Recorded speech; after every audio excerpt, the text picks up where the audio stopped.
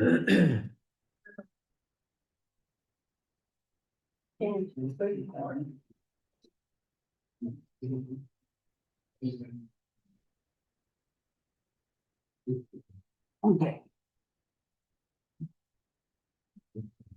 All right, welcome everybody. It is July 27th, 2026, 6:30 p.m.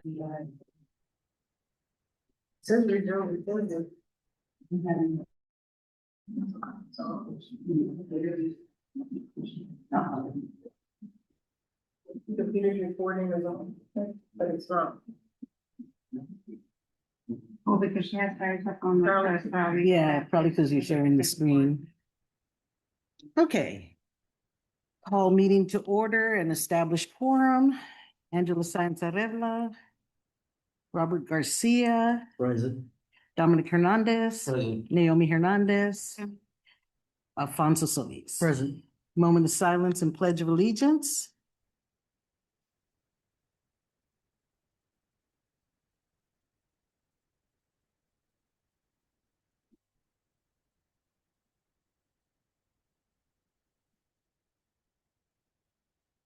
Pledge allegiance to the flag.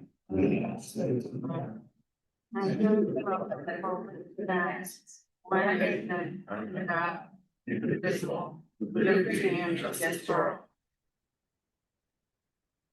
all. Public comments. Ofelia Rivera.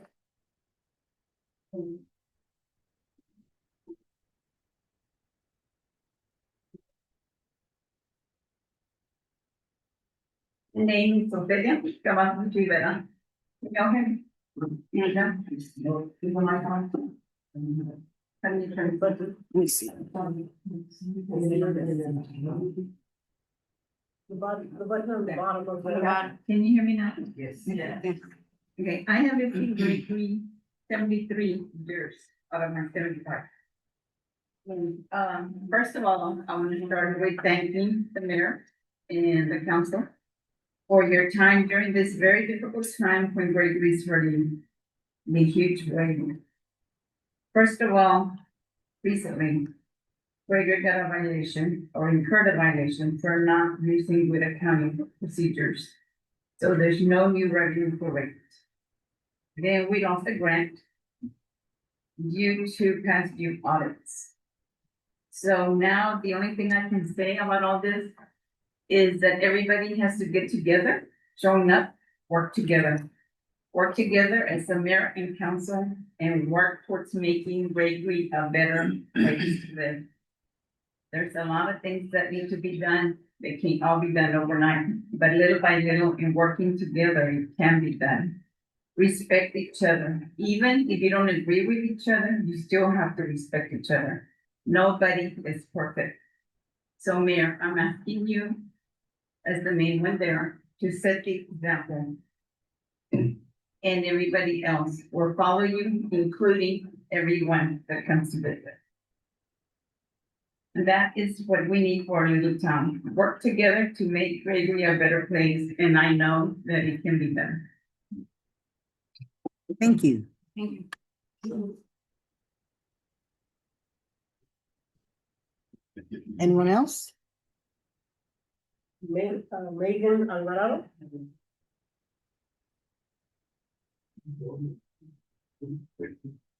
Hi, my name is Megan Alvarado. I live in Corpus Christi. I work with CHISPA, grassroots, member-driven organization that works alongside communities to ensure residents have a voice in decisions that affect their health, environment, and future. As I've spoken with people across the coastal bend, I continue to hear the same concerns: LNG expansion, air quality, water, and the industrial growth, and what that means for our community. Tonight, I have a lot to say, but did we know about these permits that came in the applications before tonight? And how many people understand truly what Chenier's stage 4 expansion really means? Beyond the name, what does it mean for the future of Gregory, Corpus, and all of the coastal bend? These permits aren't just paperwork, they represent decisions that can shape our communities for decades. something in our indigenous culture we believe is we didn't inherit this earth from our ancestors, but we're borrowing it from our children. And the choices y'all make affect all of us in the Bay and for the next 10, 20 years, 30 years. And I feel like however I can support to help this, I want to, and I want to make a statement for that. So I hope that we can continue conversations and know how we can all work together to protect this beautiful city for not just us, but for our future. I have children and I want to make sure that they have a place they can continue to call home. And this is part of it. It's not just purpose, it's all of us. Thank you. Thank you. Okay, so I wasn't sure where to put this, but had people stop me over the week and ask me questions. So I said I would bring them up. The first one was, some people found it very disrespectful and rude to be texting during council meetings. That was one of them. And the other one was, you've been in office since May. How much time have you spent with the city staff and support staff? What is your justification for wanting to change them? So those are questions from the community. Okay, public hearings? None? Presentations? TMLIRP Insurance Risk Pool Rate for 2026-2027, presented by Ms. Cindy Gutierrez.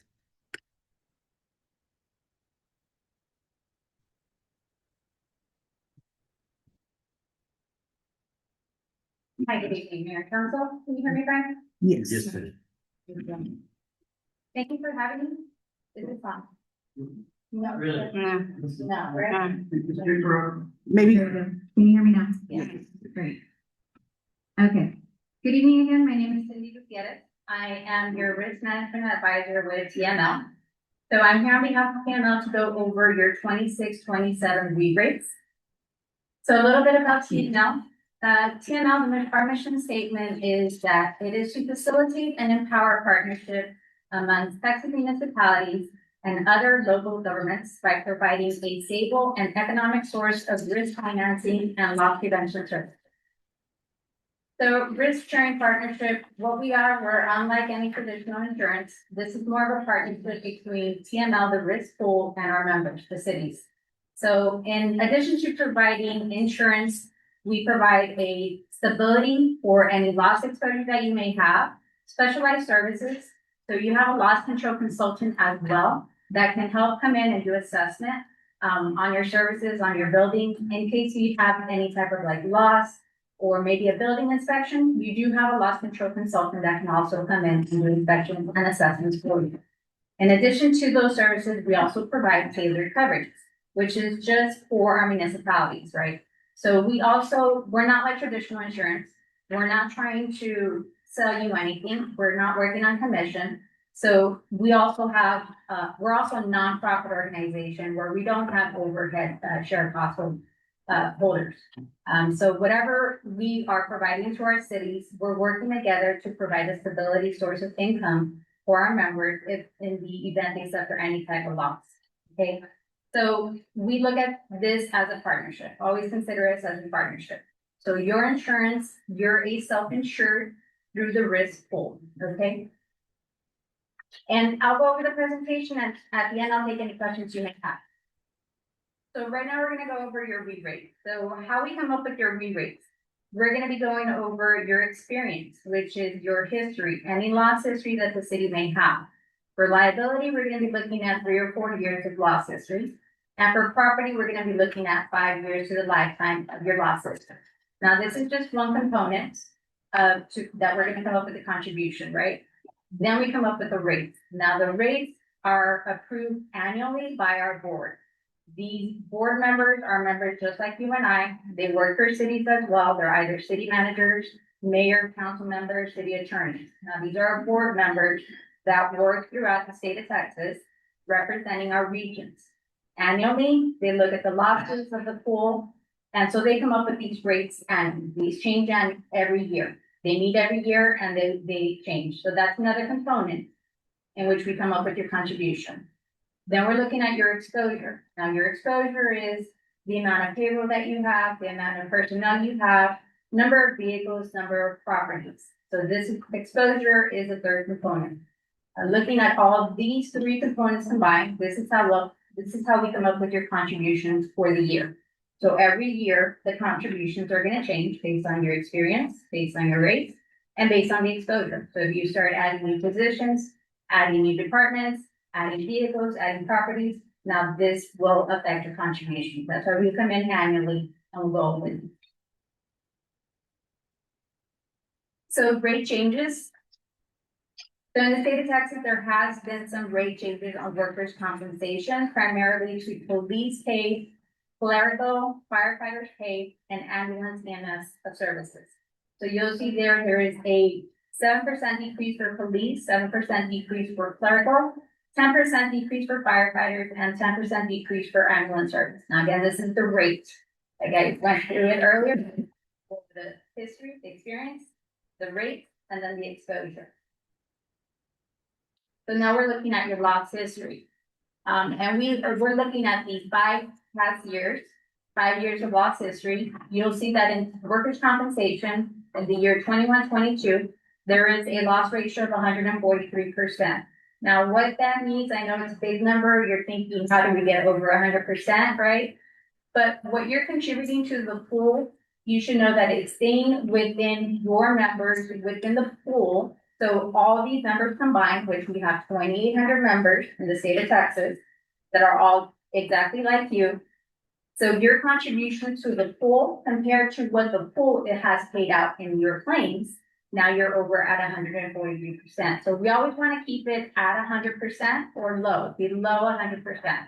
So that just means that what you're contributing to the pool, we're able to cover the losses that you are incurring. So in 21-22, you did have a high year of 143%.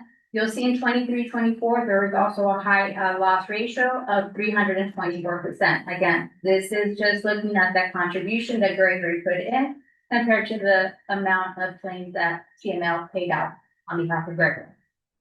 Right now, last year, this year, you're at 0%, which is very good. That's where we want to keep it at, of course. But again, in the event you suffer any type of loss, any type of workers' comp claims, understand that TML is here to protect our members and our employees. So they'll be covered at 100%. This is a workers' compensation modifier. So basically what you're looking at on this screen is just kind of a savings for the members. And how I mentioned earlier, you want to be under 100%. If you're under 100%, then the pool is offering the savings to the members. So what you see on this screen, this year, you're down to a 0.88. So you already have the savings that the pool is giving back to our members. So you always want to keep this definitely under the 1, but under the 8.8 is even better.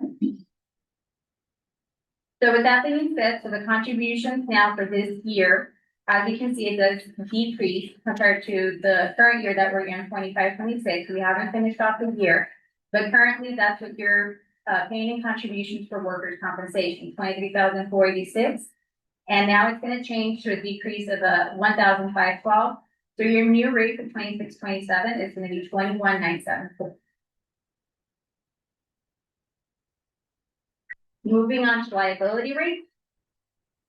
So again, going over the changes that our board approved for this year. So general liability, there is no rate changes. There is a decrease in errors and omissions, decrease in law enforcement of 5%. Now auto liability had an increase of 35%. Now this is across the state of Texas. This increase has affected a lot of territories, especially here in the coastal area, down in the South Texas, primarily in the high traffic areas. What we're seeing a lot of, and from the pool, right? I'm speaking on behalf of the pool and from all our members, from all the losses that we've incurred on auto. We're seeing a lot of increase in lawsuits and auto claims. And because of that, the pool has, implemented a territorial rate increase. So in this area, there has been a 35% increase. In some other areas, we've seen up to a 45% increase.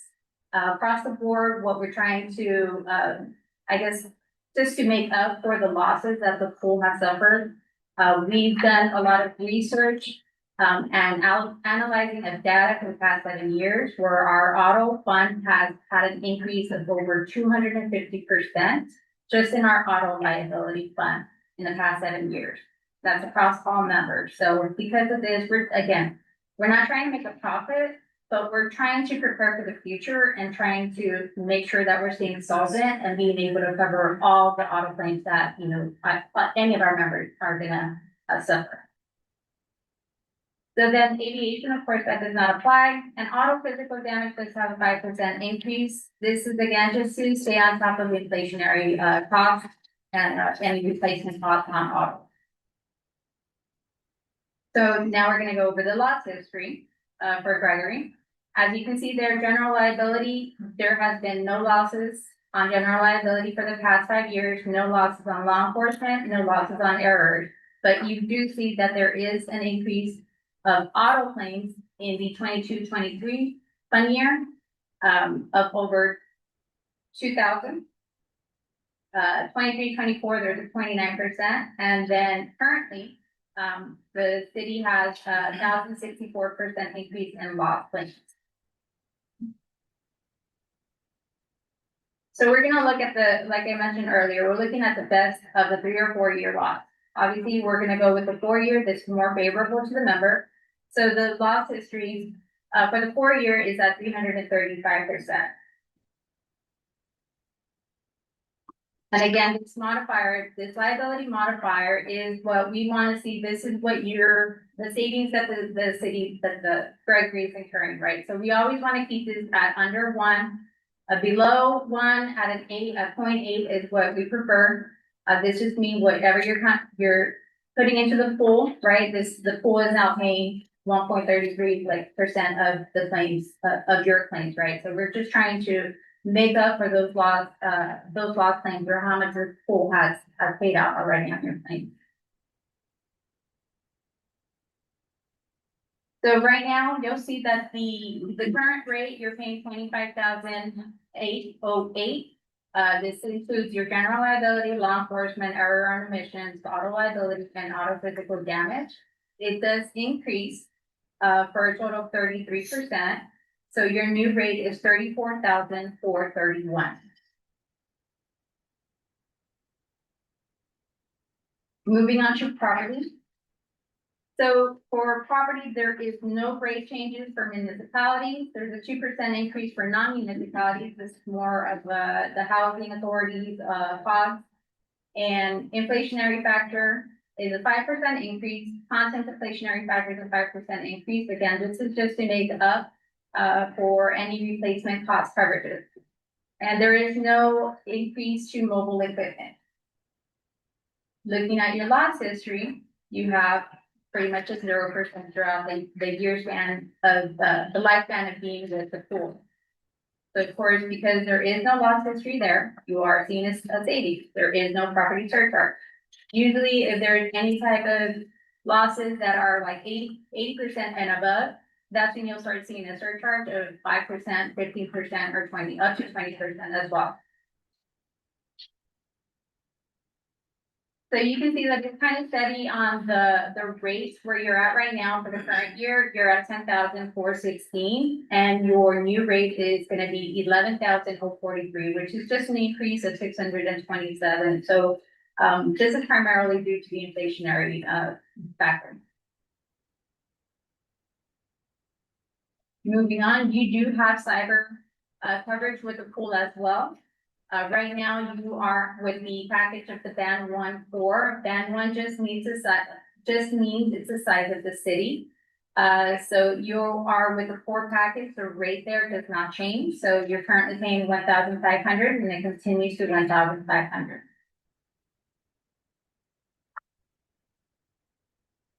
And I just wanted to share some of the additional services that are offered to our members through our cyber fund program.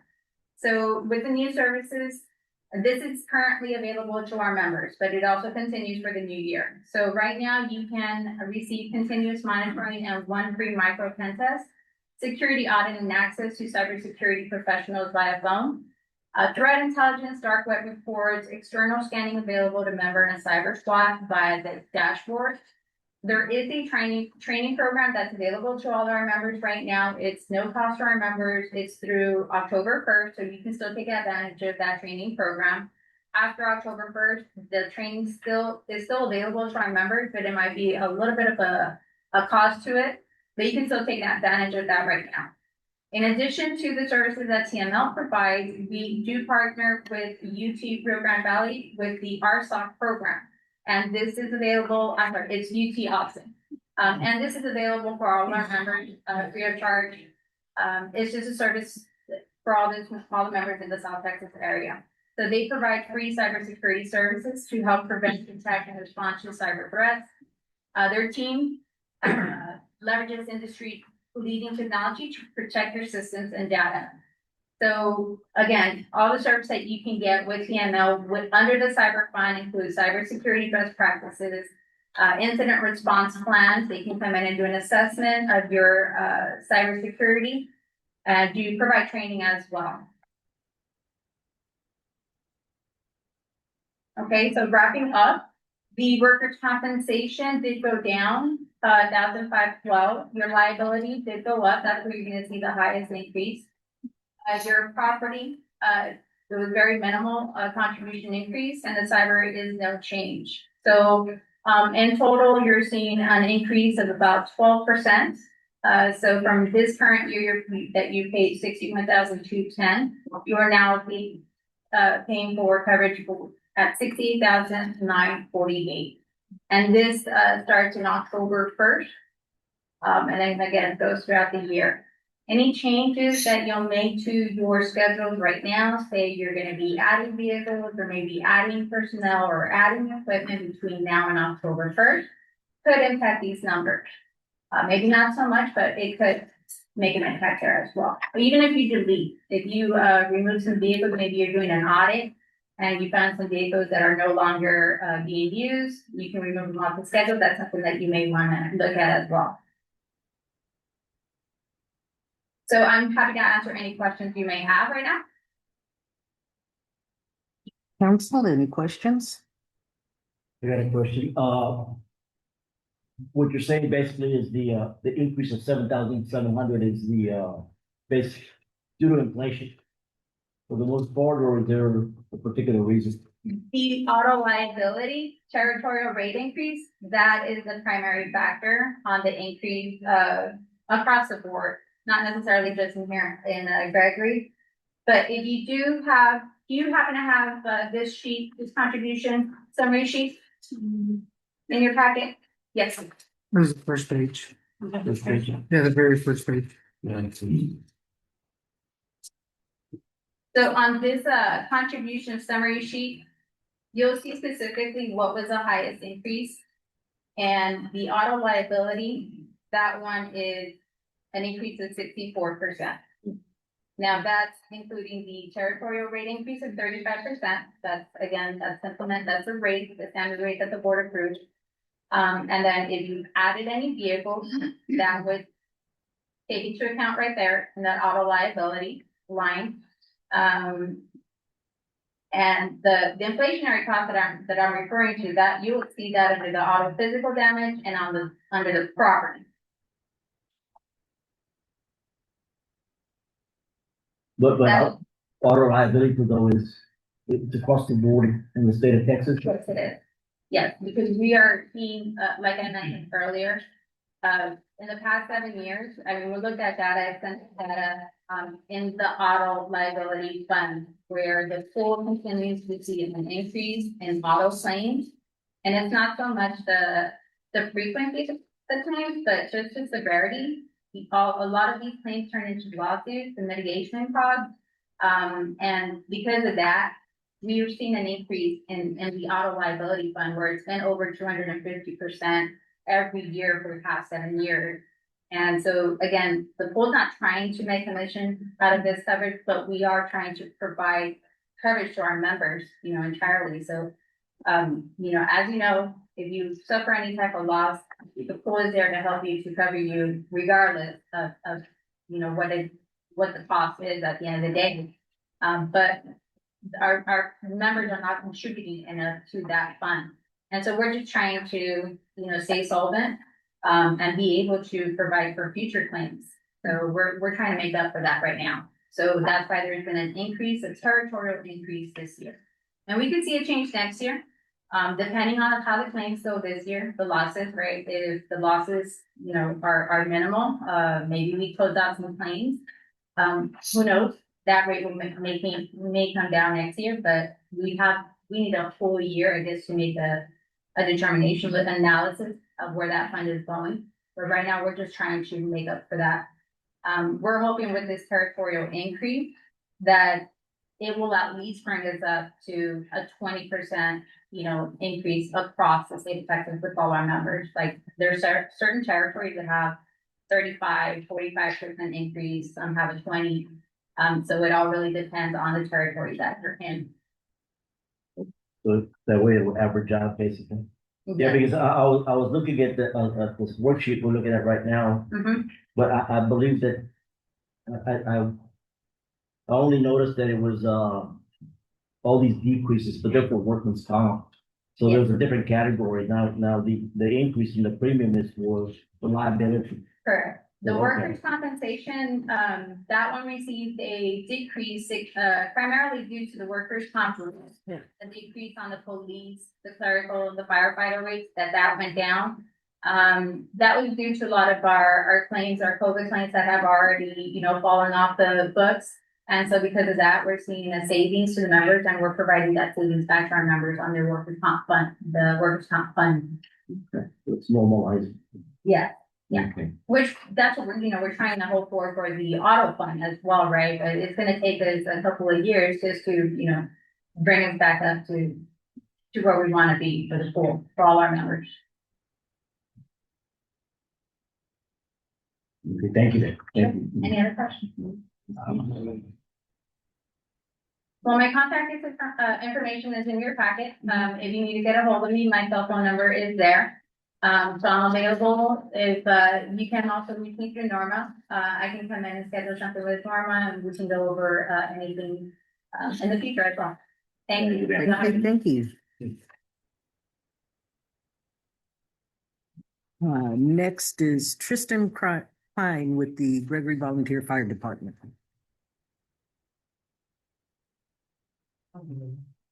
Alvarado here from me yet? All right. You know you're my favorite. I have come prepared for y'all this time. Don't forget my large numbers, I'll explain everything. Yeah. It's Thursday. Thursday, yes. Thursday at 7.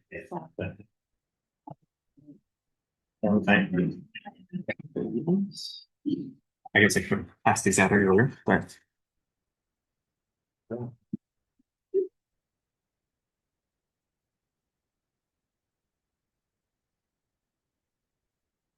Is this something we're getting?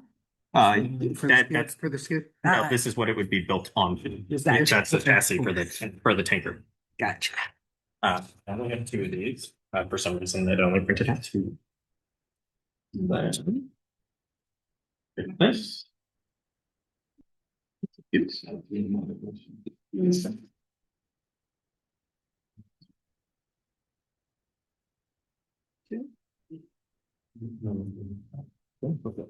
This time. With all the colors. Good. Okay. Now.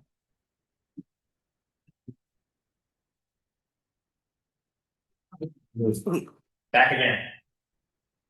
All right. So, can y'all hear me all right?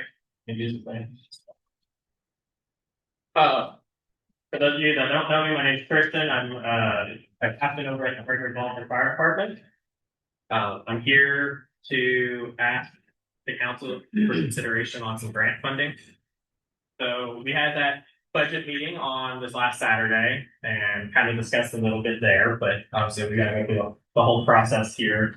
Let everybody know what's going on. So I made a speech, but it's way too long, so I'm gonna kind of summarize it. So we have a bunch of grants out right now.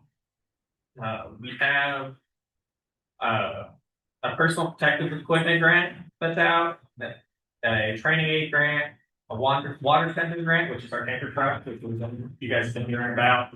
That's our expensive big ticket item grant. We have two slip-on unit grants actually. There's a 1 through 4 service, and then there's one that's an FFP grant, which is through the DoD Property Grant Program. It came with the Humvee that we have. And then we have a fire and rescue equipment grant. Now, all of these do expire. The ones that expire first are expiring in August, but they are all eligible for extension on that deadline. Whenever the Forest Service gave us all these grants, they got like something like $200 billion and passed it out to a bunch of fire departments in these grants. So they're dealing with trying to figure out how to fund these things, which is why we're here. So those smaller grants, they have some flexibility and extensions may be available. However, we want to begin with those purchases as soon as practical so we can avoid unnecessary delays and complete the required purchasing and reimbursement process.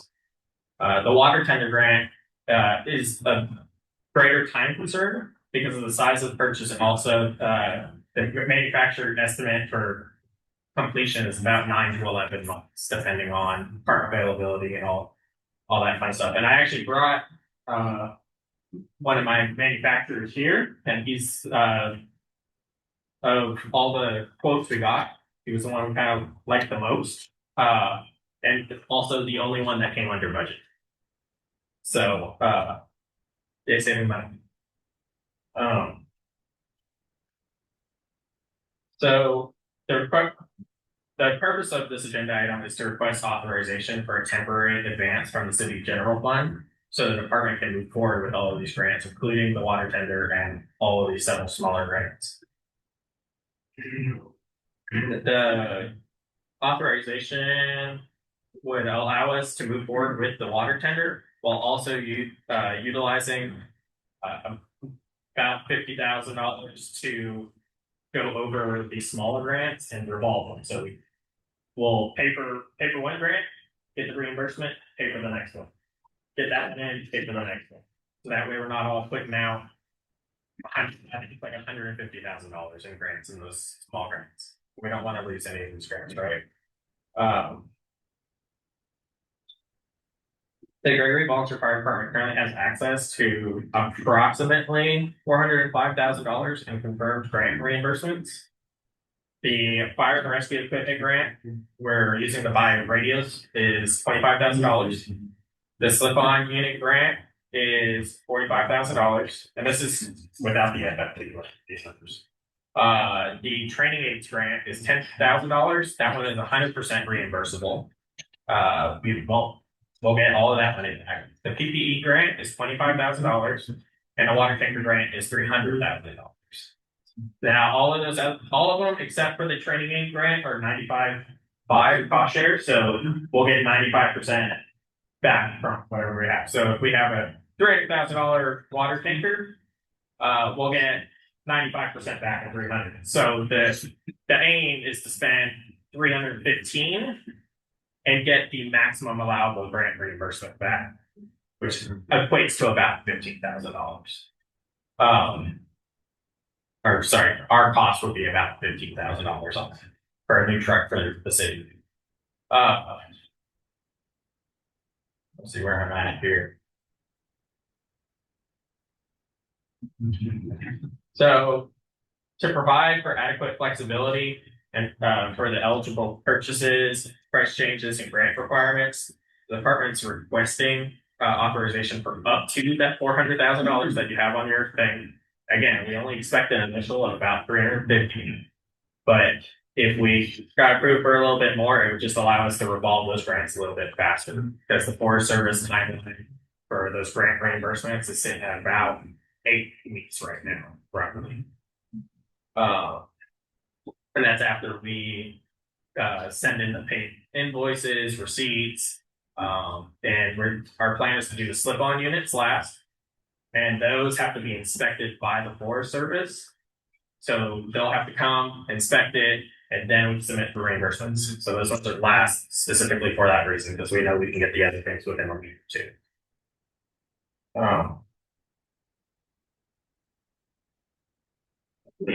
Skip ahead a little bit. I don't bore you all to death.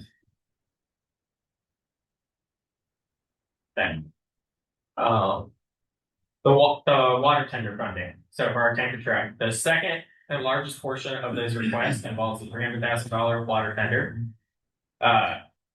The city will need sufficient funding available to place the order, meet the manufacturer's payment schedule, complete the purchase, and receive the grant reimbursements. Because apparatus prices, payment terms, optional equipment, and delivered costs can change, we are asking the city council to authorize that amount not to exceed $400,000 from the general fund for these grant-related purchases.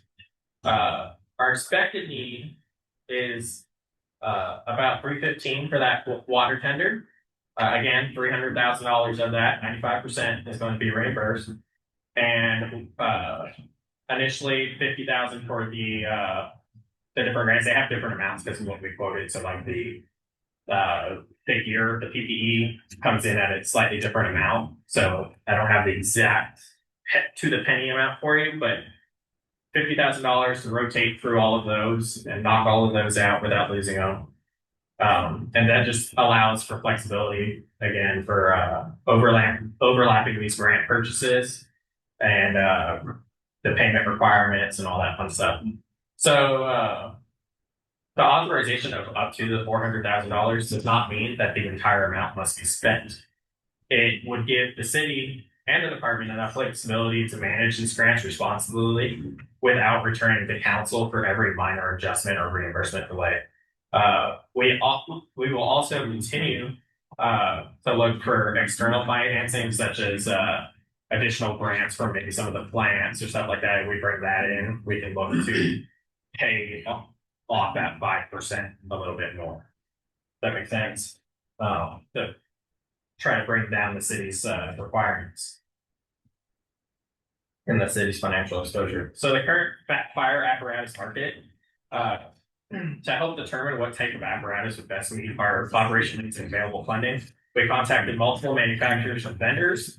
The proposals are not identical. Each apparatus has a different size tank, size, pump capacity, body design, and intended operational role. However, the estimates will provide the council with a realistic picture of the current fire apparatus pricing.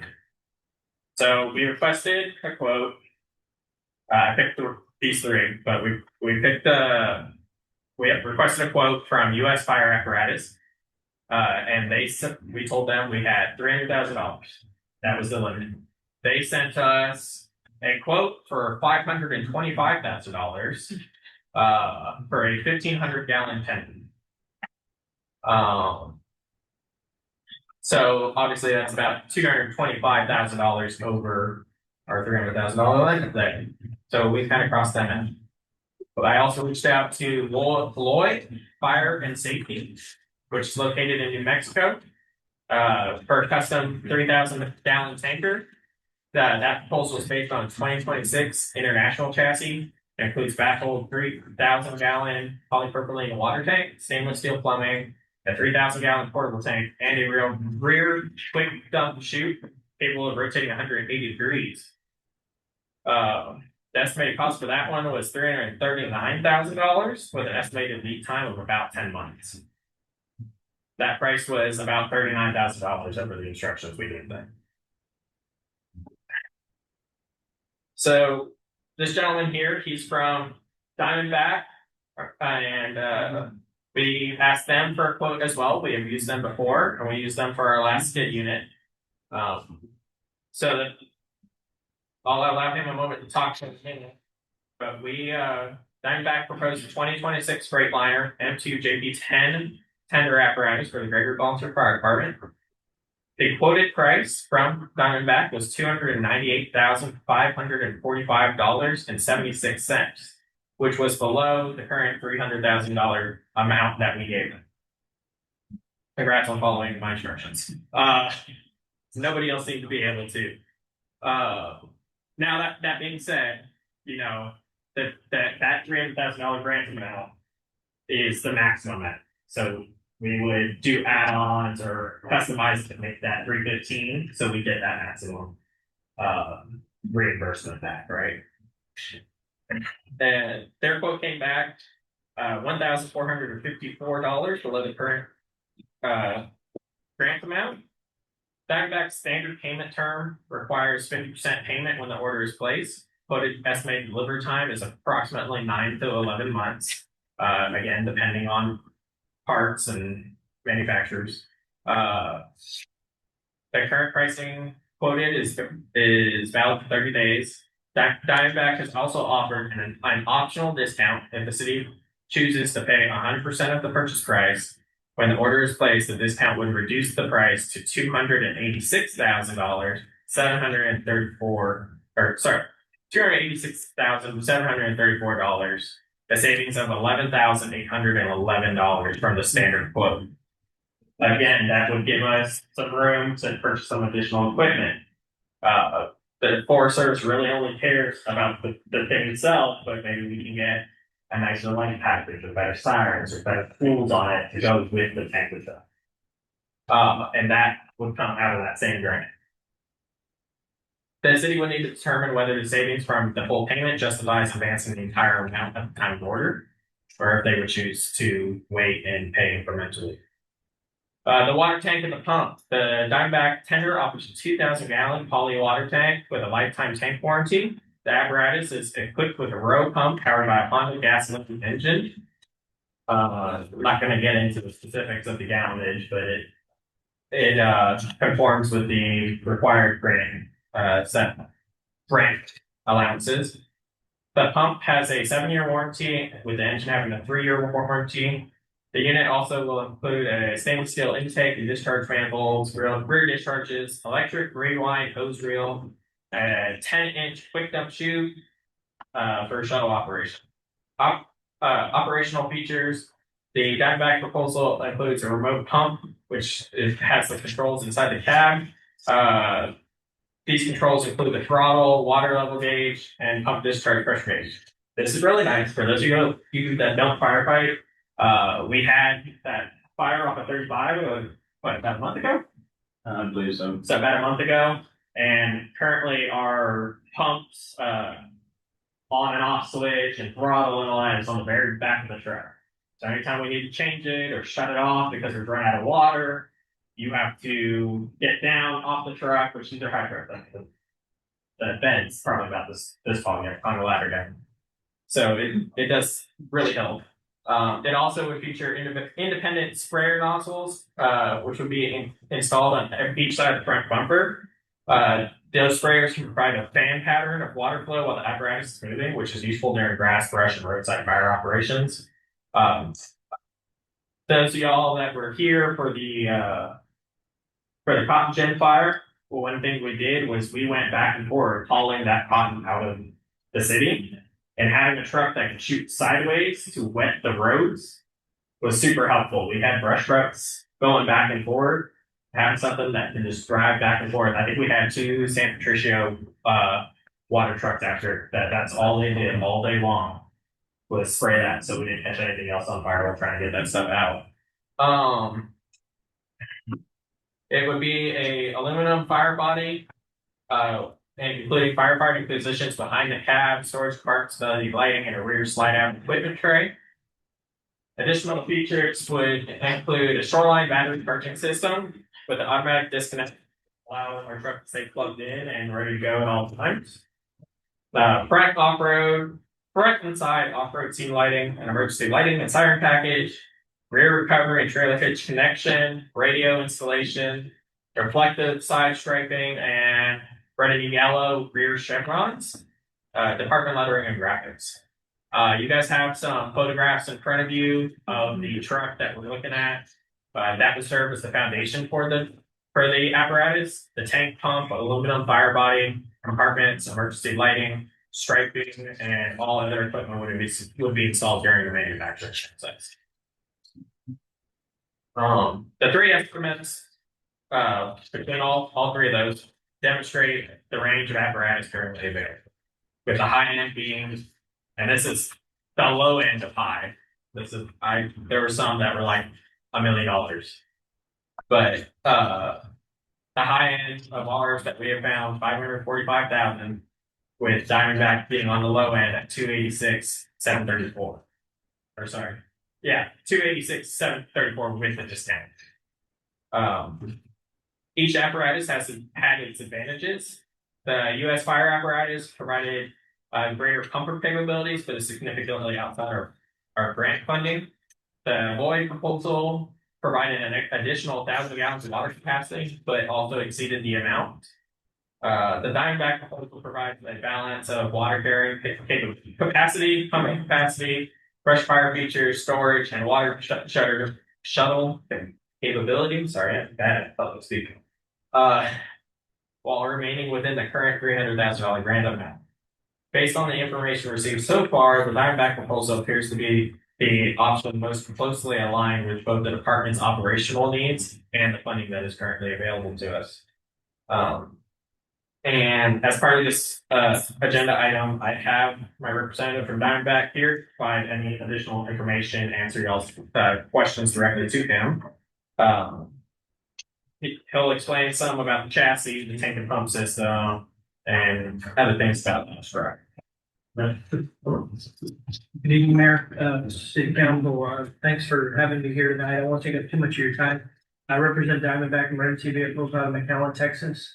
We're a small builder, small group that started building some brush firefighting type vehicles and have expanded into pumpers, ladder trucks, all that kind of stuff. We're a Texas dealer for those type of apparatus. We also do training for firefighters, fire hydrant maintenance. We have a little bit of everything to help the needs of the fire protection needs of communities around Texas.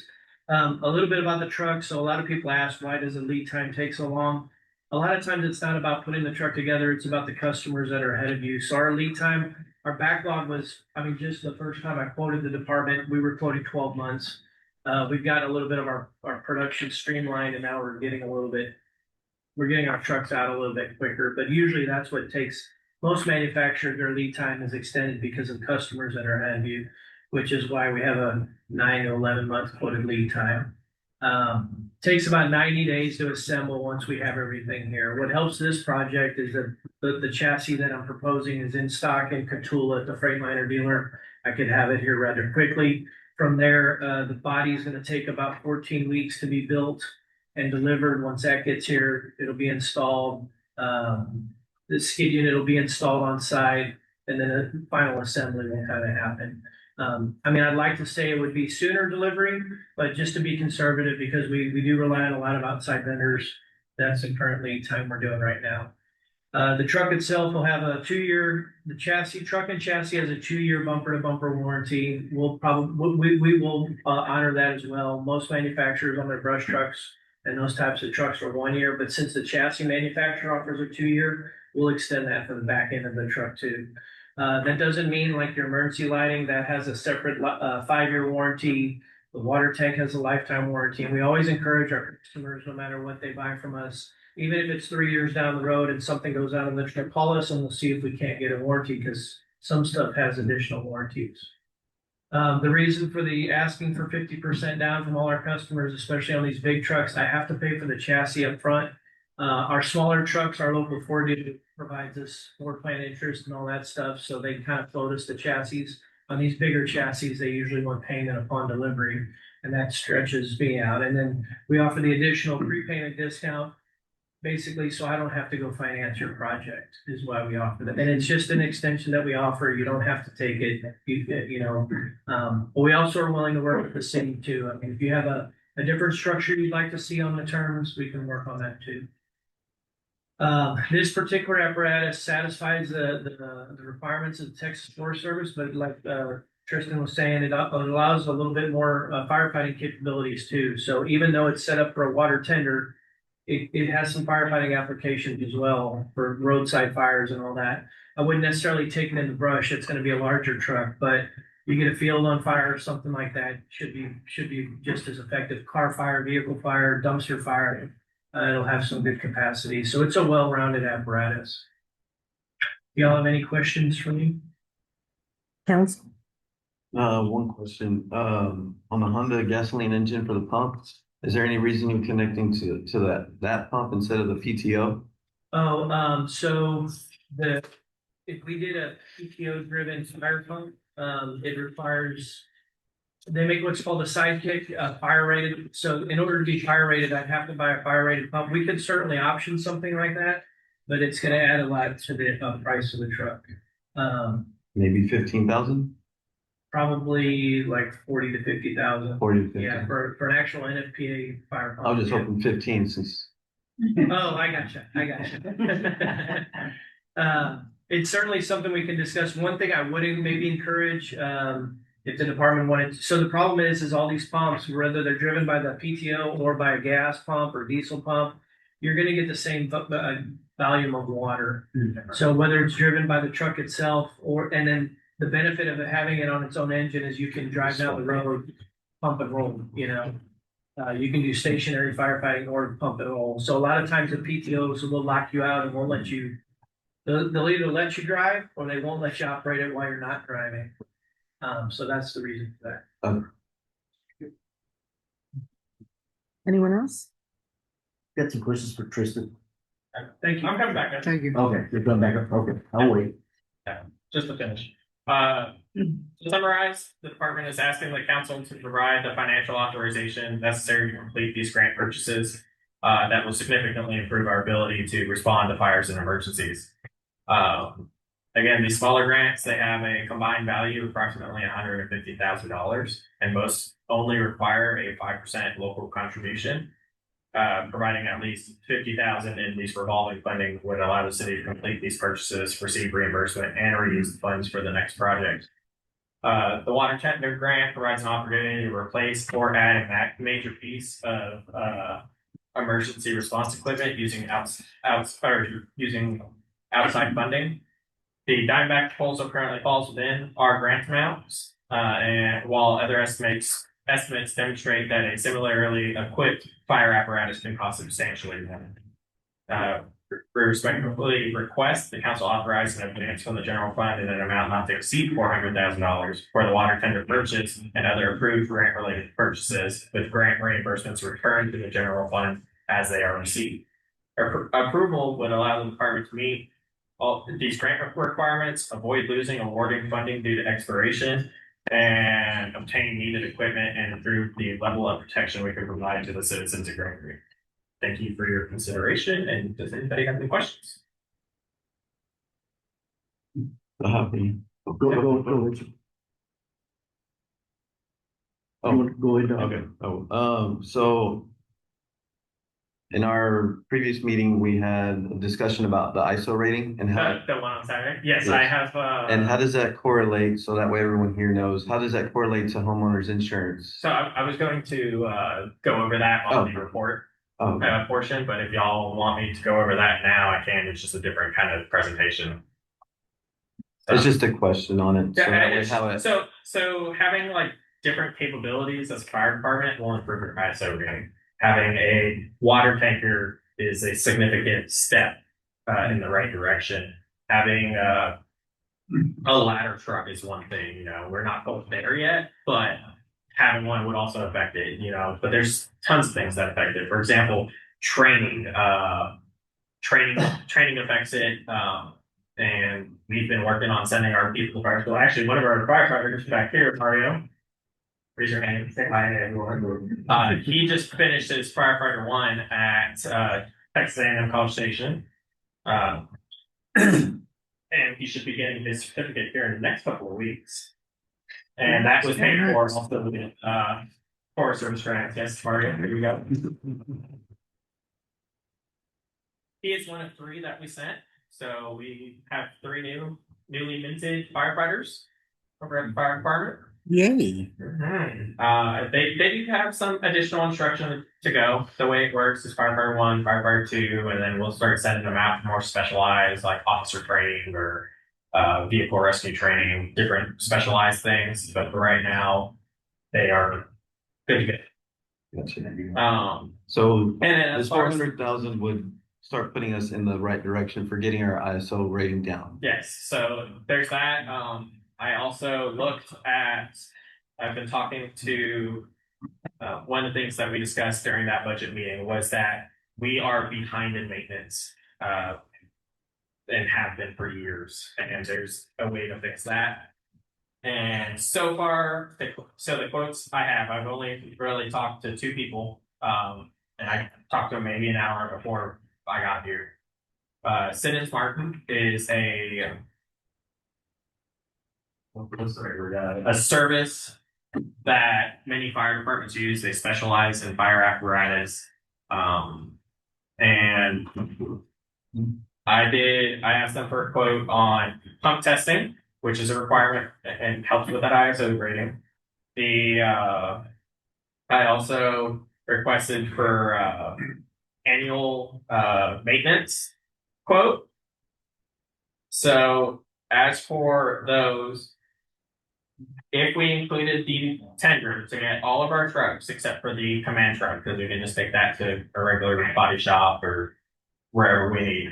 But as far as all of our stuff, engine 1, engine 2, or sorry, it's engine 3 and engine 2 right now. But engine 3, engine 2, our tender and our 2 brush trucks would be about 17,000, give or take.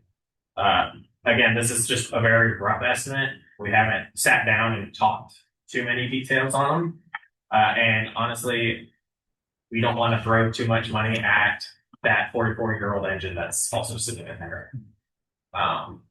We want to keep it running as a reserve, and that's about where we sit as a fire department until we can figure out a replacement for that.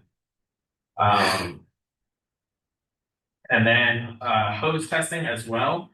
I also looked at that. We're looking at Access hoses, which charges 35 cents per foot of hose to maintain hose testing standards. They will also do pump checks, pump testing.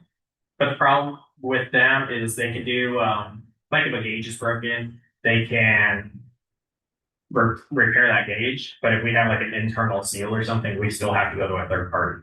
If we went with something like Simmons Martin, which their pump testing is about. And I will be honest, Simmons Martin gets used by everyone. Portland, Ingleside, Rams Pass, Lockport, all the big fire departments in this area all take it to them. So they pretty much kind of have this entire area with fire departments. So their pump testing is a little more expensive. It's $695 annually per pump. So it's a bit more expensive, but it'll help us maintain those standards. And the thing with Simmons Martin is they can fix anything. If anything with that pump is broken, there's an internal seal that's leaking, a diaphragm goes out, they can fix that. Access can't. We have the third party in, and then we're back in the same situation we're at.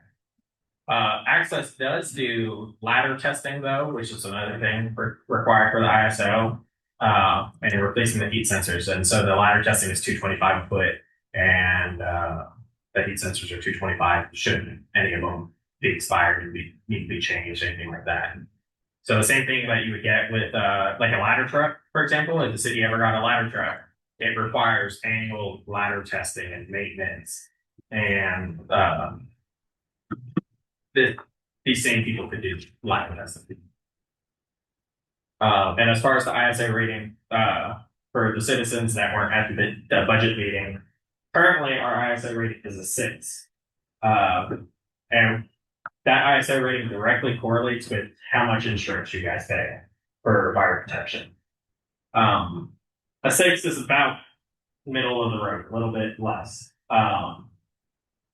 During our last audit, we received a 10, which the way ISO audits go, a 1 is the best and a 10 is the worst. So that rating is not published yet. So it's not hitting anybody's insurance, it's not affecting you guys. We are in communication with the auditor, and we are working to he calls it retrogression, which is mediation basically for that, so we can go back to our things. So just some documentation things and other things that we need to catch up on, maintenance. All of our trucks are empty. Not just on maintenance, but for NFPA sandwich, your trucks are supposed to have A 20-year, and it was our front run truck right now is a 2006, so we pretty much hit that 20-year this year. Yeah. So all of that kind of stuff affects those ratings. Now I'm pretty confident that we're going to get that back to a 6, but we want to be better than that so people can pay less on their homeowners insurance. We want to be closer to 3 or 4. 1 and 2 is really hard to get. Like you have to move the whole station and get a 1 or 2 onto a main road and have a ladder truck and have all these things. But a 3, 4, 5, I think those are realistic numbers that we can attain. Any further questions? My last question is for the city. Would this fronting the money be allowed with our purchasing policy right now to front the money for the 50% down or 100% down? That's really great thing. You would set any policy. Right. So I'm just making sure that it's going to follow the policy. Research, cover it, because you're gonna come further. Yeah, like that. What was the gentleman that was sitting here during that? Ernest. His title? Ernest. Ernest. Like Ernest was saying, I think it's 25% is what you guys have to have in the general fund at least.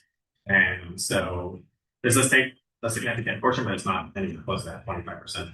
It's or but he was reading old info, so it is dependent on what the general fund reads now, as far as how much cash is in there. I want you guys to have all the information, so that's why I did bring Jim over here to have questions answered and give you everything I have. So what is the upfront money you're asking for? I'm asking that the city approve for 400,000. That will allow us to knock out these grants. Again, only 5% of this money that we spend has to be paid. We have to incur a cost on that, but 95% of it is reimbursed. The minimum is $350,000. That's $300,000 for the brush truck, and $50,000 for these other grants that we have, the smaller grants, and that's just enough to cover these $45,000 skid units. Our first grants that we'll put out will probably be the PPE grant and the training aids grant, which are 25 and 10. But we know we can get that stuff real fast and get that reimbursement turned in probably within the next few weeks if we ordered it today. So let me ask you, Yes. you mentioned that the Forest Service is providing these grants in 95.5. Mhm. So are these individual grants for the items you have listed here, or is it one big grant? They're individual grants. Individual grant? Yes, Okay. so they all have their own expiration dates. The tanker is by itself. Everything else is its own grants as well. And there's one grant that's not in there. It's the $45,000 skid unit. That is an FFP grant. We also plan on making use of that with that revolving line. So since the city of Gregory is going to provide you with this money up front, Mhm. have these grants been submitted to the city secretary or another office with the city to make sure that they've been certified and that we can, we can be assured that we are going to get that reimbursement? So the only one that we have not done before is this tender. The rest of these grants we have purchased before. We have dealt with these grants time and time again. The city manager knew before she left. Mhm. I imagine that was distributed as well, and I've been to multiple city council meetings about these same grants. It's just getting to a point where I can only push out the expiration dates so far before eventually the Forest Service is going to come back and be like, well, you can push this many times. Let's get it done. So do you have copies of those grants? Don't? No? I would presume that you would need to have copies. I'll have to look through the files that Blythe left me, because she left me a whole file on them. Yeah, All right, yeah, they are all approved already by the Forest Service. I've sent in the quotes and everything. Everything's approved by them. Yes, sir. And I don't doubt that. I'm just, what I'm asking for is, since we're providing the money up front, that, you know, that we be included in the, even if they're just copies, but, it would give us, some assurance that, that they have been vetted and that, they are, you know, still good to go. I'll get it to you after the meeting. We have, it works through a portal system. Well, So that- I have all 5 up there, and then, you click on it, it gives you a little bit of information and a grant information paper that's like, it must meet these requirements, and that's what you send off. And then really they would go to normal or to the mayor. I mean, And Mayor, you should know about these. We've talked about them before. yeah, I have the file that Blythe left me. Yeah. So these have been through the city for at least 6 months. and then my other question is, is there a process right now in place for us to distribute that money to you as you need it, or how do you presume on getting the money? If the city agrees to give you that money, what have you arranged with the city administrator or city secretary, mayor, or anybody? Well, that money doesn't come to me. As of right now, the fire department doesn't even touch its own money. So The that city has control over all of its accounts and everything like that. So So the if the city- city were to give a check, it would be directly to the manufacturer or directly paying an invoice for the PPE or the vendors of whatever grant we're trying to pay for. So it wouldn't go to the forestry service. Huh? It wouldn't go to the forestry service. No, the money doesn't go to the forestry service. What goes to the forestry service is the invoice that we paid. So Okay. we get the paid invoice, the receipt, we submit that. If it needs an inspection, which the skid units, since they're over $10,000 on a single item, require inspection. But those other 5 smaller grants shouldn't require any inspection. I got off the phone with them about an hour before this meeting as well, and already talked to the Forest Service about all these grants. All that gets submitted is either a written check that we paid and the invoice and receipts. And if we need an extension, then we file, for example, some of these do expire while we have the grant, and I asked them, I said, if we have stuff on order, they said it's no problem. Those expiration dates don't matter once you have something on order. It is automatic. It is renewed. I just have to send an email for that. And most of them haven't been renewed yet, so I still have an automatic renewal. And then there's one grant that I need to send an email for. And they said it's no problem because they're dealing with this backlog of grants that they've been trying to give to volunteer fire departments. And I heard in the presentation that you only need 50% right now of the tanker truck, the 300,000. Yes, that is his minimum as of right now. Now that discount that I think it was $11,000 discount about is only if there's 100% down and then for ordering and everything, so all that money is available to him to build out said tanker. Does that make sense? Am I explaining that right? Okay.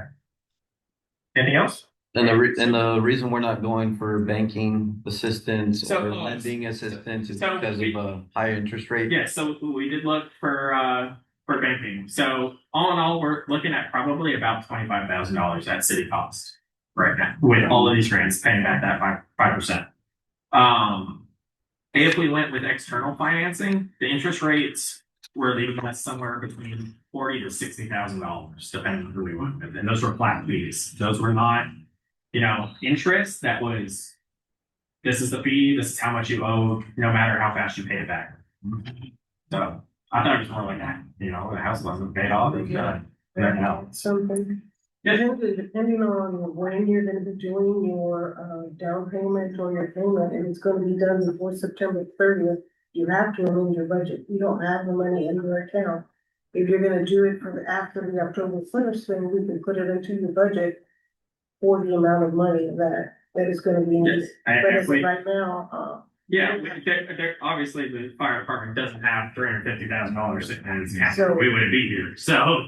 But- No, I think what We she's would saying have- is that we would be able to put that within the budget. for Yeah, next so year. if you wanted to do a budget for amendment. next fiscal year, Yeah. you can put it into your budget and, figure out how we're gonna pull it out from. We could do that, the only thing with that is I will have to extend out a bunch of those grants. Well, the only thing is right now, according to your sheet here, the only two that are going to expire the earliest is the, personal protection equipment on 8/13, Yes. training aids on 8/13. So those are your main priorities. So out of this budget, you would really only need, what, 35,000?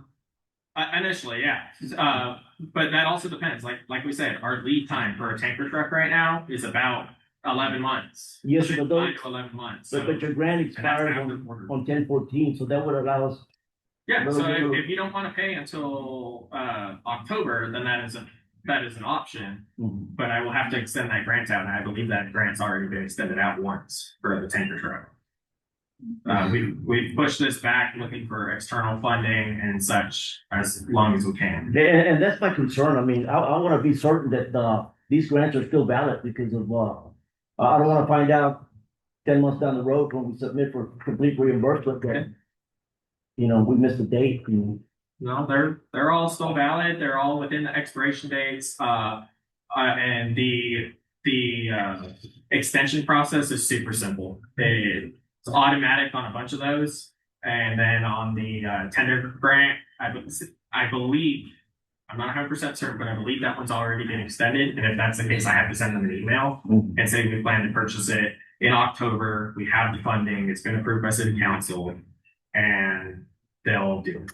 They said it's pretty much automatic renewals right now anyways, because they are dealing with such a backlog of departments smaller than ours, trying to find ways to fund these things. And the only thing they can do is push it back. But if we don't spend the money to improve the fire department, we will lose these grants. I can only push them back so far. Yes. And if it does make council feel better, we can schedule a call with them sometime. We can go sit in the conference room and you can talk to the Texas Forestry Service or so with them to, have any questions answered with them directly, not even through us. Yes. So what are your plans as far as, scheduling an official, request for funding? Right now, you're only a presentation. Yeah, right. So my request would be to set an agenda item Yes, sir. for next city council meeting. Which by next city council meeting, I'll also have more info on the ISO stuff. But to set an action item for that city council meeting to vote on this funding. Okay. Well, I think we would have to do a budget amendment first. Unless it's going. And then- Carry over for the new budget, Yeah, we'll have to put it in for the new budget. right. But right It wouldn't be an now, amendment. We just move it over. No, we would have to do a budget amendment because they don't have, before September 30th, we got an amendment budget. Oh, it's already been approved. No, the budget's already been done for this year. We're ending September the 30th. Sure. But he's looking into purchasing something. So if you're gonna give him any money, you have to amend the budget to say, yes, we've got this money. Yeah, we just change the budget. You have to amend it. You have to bring it before council too. So And right now, we don't have a set amount of money that's available. Because we're still working on the 24, now 25 audit. To find out what is actually available in the fund balance for the general fund. So we're gonna just Yeah. we're gonna work off of what, an estimate, kind of a Or ballpark? what we have and I can give you as far as how much we have in reserves. But a lot of that money might have already been earmarked for projects. So we need to know how much money they're going to be using versus how much money is going to be in the kitty to be able to get on the full amount. So we need to, balance it out first to see how much it is going to be. Yes. The thing is, we don't know how many grants they've got going, how much money we're indebted or we're gonna be indebted because they have not brought any grant applications to the city to approve, okay, this portion is going to be needed for this grant. So you can allow and budget for that money to set it aside, so it'll be ready for them when the time comes and we have to pay that portion. And We need to know how much money is going to be needed for their budget. and And we don't know because they're applying and we don't know what is the matching money. So that you can have it in your budget ready for them, when it comes time to pay it out. And I will note, Mayor, in your folder, you should have a bunch of the quotes that we got for these grants that we gave to the city manager when she was here. So Yeah, I'll sort it out and email them all of those out. quotes should be there. The city should have the information. It should have had the information for the last, few months at a minimum. I'll sort it out and send it Yeah. out in the And email. that's why I want to push it out 2 weeks for an action item, because I want to give the city time to figure out how they would like to do it, and where the money can come from, et cetera. Okay, thank you. Thank you. Thank you. All right. So we're running kind of long. Let's not leave these other gentlemen that are here for presentations, because Mr. Snedeker was supposed to be a presentation. So, Is he still here? yes, and also Mr. Zagorski is here with the county. So let's do Mr. Zagorski next. Yes. That's consideration with possible action to approve the interlocal agreement between San Patricio County and the City of Gregory. That was the item that came up for the housing department drainage, the drainage over on this side. 8B. B, yes. 8B. Let me explain something real quick. Okay, you have two different ways to go working with the county. You're a city, I'm county. I'm your commissioner then. In order for me to assist you, we either have to have a memorandum of understanding, MOU, or in the local agreement.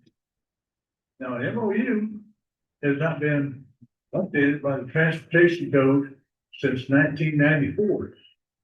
It limits it to projects up to $15,000. So to say I was gonna do a road for you, I could do about 10 feet of road, maybe 15 if I push it.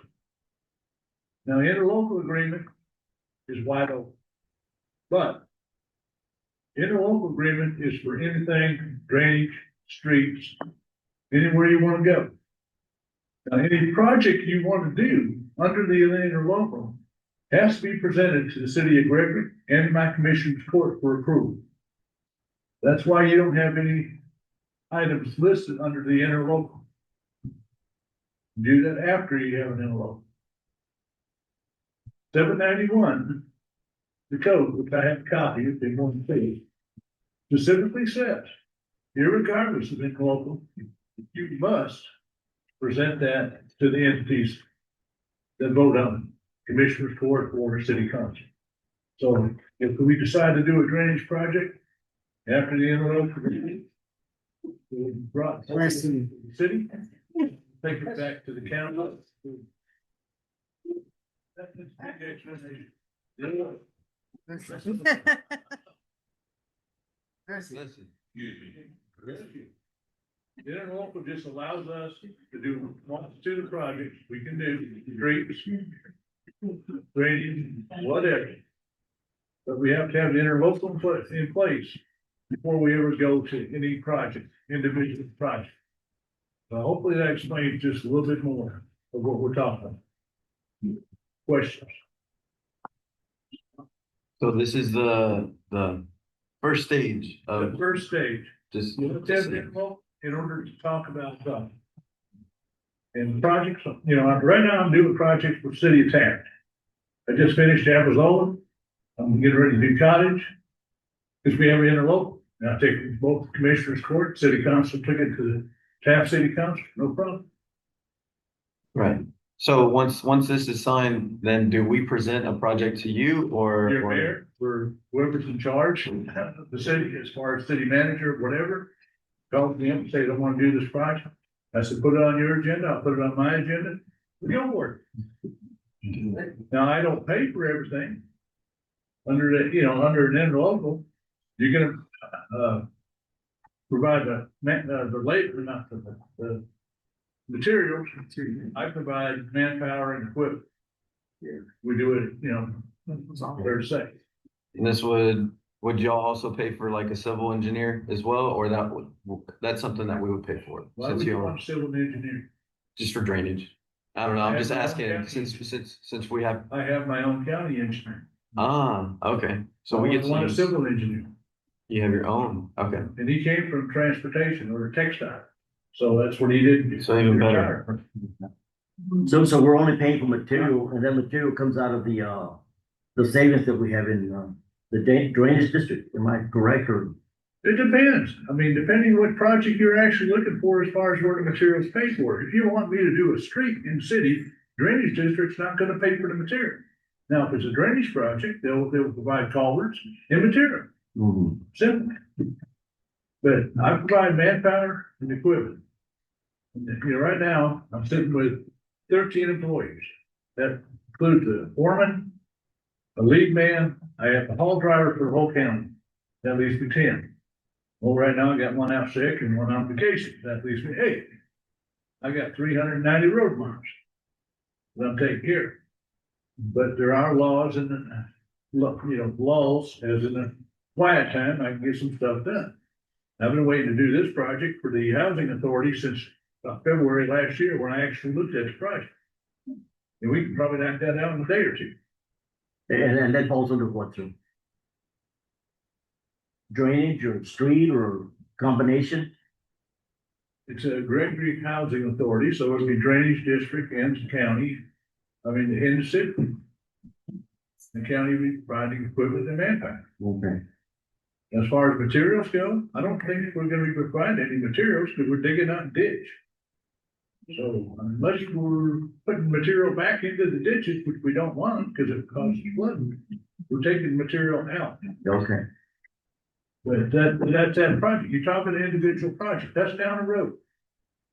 Once we pass the interlocal, then we'll bring that back and talk about the project. Okay. I got you. And then I'll take it back to my commissioner's court Mm-hmm. to get it approved. I don't want to put the cart in front of the horse. Okay, I'm guilty. Not a problem. By the way, if you haven't heard, I've moved the whole precinct out of Sinton. It is now intact. I had a small yard in Sinton. I had an office a mile and a half away. My lay down yard was another mile and a half away. Everything is in one place now. We have 36,000 square feet of buildings. Offices are in there, and my manpower is in there. And my material yard's right there. I have 7 acres. So we're dead set in the precinct now. So we can pretty well get close to y'all. And I've asked to double my staff. We should be going to 32 employees, 2 road teams out next year, hopefully. So that'd be a big push for precinct 1. Get a lot more roads done. Currently, I'm working out a deal right now to do trade winds. Road out front of trade winds. Total rebuild, and then run one over here by Exxon Mobil, which everybody uses the cut through to get out of the traffic situation with this bridge right now. We just finished about 79 potholes in that road. Well, the rain did us a number. Yeah, sure did. Any questions? No. Any other You know, questions? until we do the interlocal, folks, I can't do any projects. Okay, well, thank you, sir. thank you. We'll vote on that when it comes up under old business.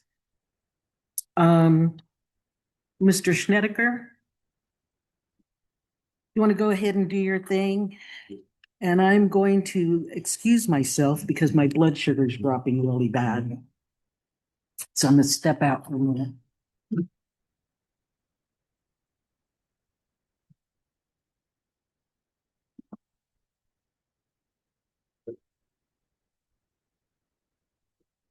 So, thank you, sir. I want to do this presentation a little bit different than I normally do in the past. We're going to go through your numbers. Your numbers are good. We have some challenges that the city's still facing that we're going to work through. I think we need to please. Does everybody have a copy of this? Is a draft. This is a draft of your audit ending September 30, 2024. What I want to do, can everybody hear me okay? Yes. What I want to do first is go through the numbers. I think your numbers are good. You got good numbers. Everything, the city's doing good. We just have some issues some challenges that we have to face before we go forward. And hopefully we can do that in short order. Normally what I do is I start off with the opinion on page 12. I'm not going to do that because we're going to come back to the opinion after my presentation of the numbers. Following the opinion is the management discussion and analysis. That is in writing all of the schedules that we're going to go through. I had a problem with the printer today, so don't worry about the top there for City of Gregory. It got cut off. It won't be like that on the final report. Let's go to page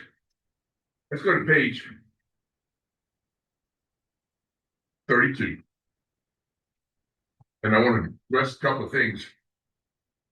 Page 32 is the statement of revenues, expenditures, and changes in fund balance for the City of Gregory for the year ending September 30, 2024.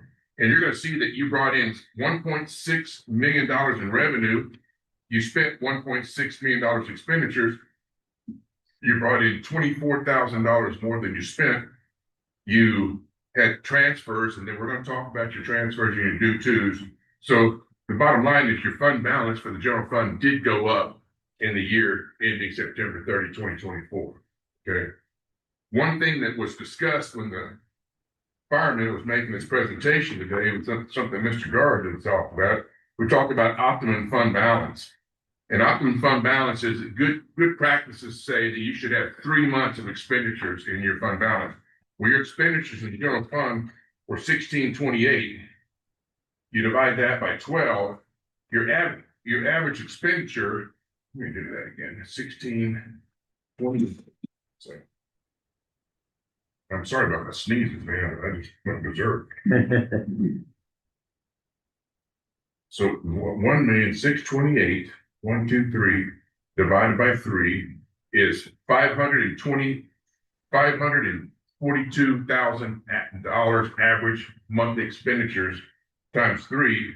Your optimum fund balance is 1.6 million, and you're at 2.3.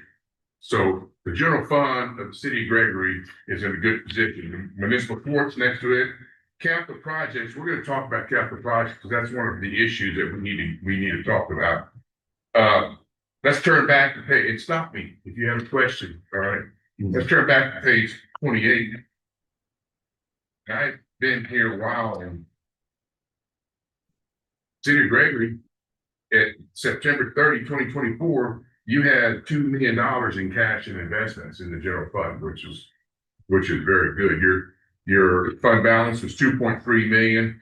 Your liabilities were very little. So the general fund balance sheet looks good. Municipal court looks good. Capital projects, which is just a flow through of federal monies, that looks good. So your balance sheet at September 30, 2024 looks good. Let's turn to page 36. That's your system fund. Yeah, your system fund. And I've audited cities for a long time. Your system fund can be a drain. Okay. And you can see that you brought in $1.7 million in revenues. You spent $1.4 million. You brought in $300,000 more than you spent in the system fund. Okay, so it's not been a drain on the system. It seems to be doing very well. Any questions on that? Okay, and let's turn back to page. I'm sorry about my sniffles, man. Let's go back to page 68. Talk about the general fund. The general fund, your final budget was 1.6 million, 1.695. You spent your revenues was 1.695. Your actual was 1.653, so you brought in $42,000 less than you budgeted, which is a good target, okay? Budgets are just estimates, okay? But on the expenditures, you budgeted $1.6 million and you spent 1.628, so you spent $22,000 less than you budgeted. Expenditures you can control. You can't control revenues. In other words, your taxes come, they don't come, people pay, they don't pay. But so actually the general fund did very well on the expenditures and revenues compared to the budget. Okay. Let's turn back to page 48. Now, and this is the conversation we're fixing to get into. Over the years, you just been a gas audit, generally accepted auditing standards. Now you're moving into a single audit. Okay. In the year ending September 30, 2024, you're going to see that the general fund, you increased buildings $203,000. That was the renovations you did to the police department. And then, of course, machinery and equipment, $537,000. Those were the generators that are in this building and the fire department. Okay. You go down to the business fund, you increase your assets $407,000. And those were the pipeline improvement that you did for the sewer, the EDA. Okay, so your assets increased about $1.1 million. Okay, any questions on that? Can we get to the meat of the? Can we move on to what we need to talk about? Right. Let's go back to the audit opinion on page 12. I got an email the other day from the mayor. The mayor was asking some questions. I think she shared it with you. How long we've been talking about QuickBooks and talking about due tos and due funds and transfers. So they go back many, many years. The problem is that we've now dragged this into a single audit. Okay, so therefore the rules have all changed. All right, when a single audit, I'm required to look at 9 different things, and that's reporting, that's accounting, that's matching, the list goes on. What you're looking at right here is an unmodified opinion, which I want to qualify. I want to qualify this opinion for the interfund transfers and due tos and due from. Now I came today and I met with Norma and I discussed with her, these are the issues I'm having right now. You need to fix these and bring them back to me because I've made some entries and we're going to get to the findings, but this very well could be what we call a qualified opinion for your interfunds and due tos and due froms and your transfers. Okay, it's been going on for years. I think we all know the issue, but I want to read this to you. Let's go back to page. Let's go to page. Okay. We're going back to, let's go to page. Go to page 79. 79 starts the single audit section. And when we talk about the single audit, it's not just the audit of your financial statements, it's the audit on the compliance of the city, their bookkeeping, and so on and so forth. So the first report is on the internal control, okay, of the governmental auditing standards. The second report on page 81 is independent audit report on compliance for each major program and on internal control and compliance by the uniform guidance. Okay, so these 2 reports are very, very restrictive on the auditor's responsibility. Okay, which you have not had in the past. If you turn to page 83, this is the schedule of finding question costs. So now, as it stands right now, and after the city goes and makes some revisions, as it stands right now, a significant deficiency identified, not considered material weakness in the financial statements. Okay, I can live with that. You can live with that. Okay, we could get rid of it, balance your due tos, your due froms, and we could make that go away. But you get down to the federal awards, okay, internal control, okay, material weaknesses identified, I have a no there. But I'm going to read you, I have 3 findings. These 3 findings individually are what we call significant deficiencies, but these three findings combined is a material weakness. So me issuing your report today and giving you material weaknesses, declaring material weaknesses is not doing the city of Gregory favors. Okay, you want your audit out, you want it out now. And but you know, when you go, okay, fine, I got my audit, I want to submit it.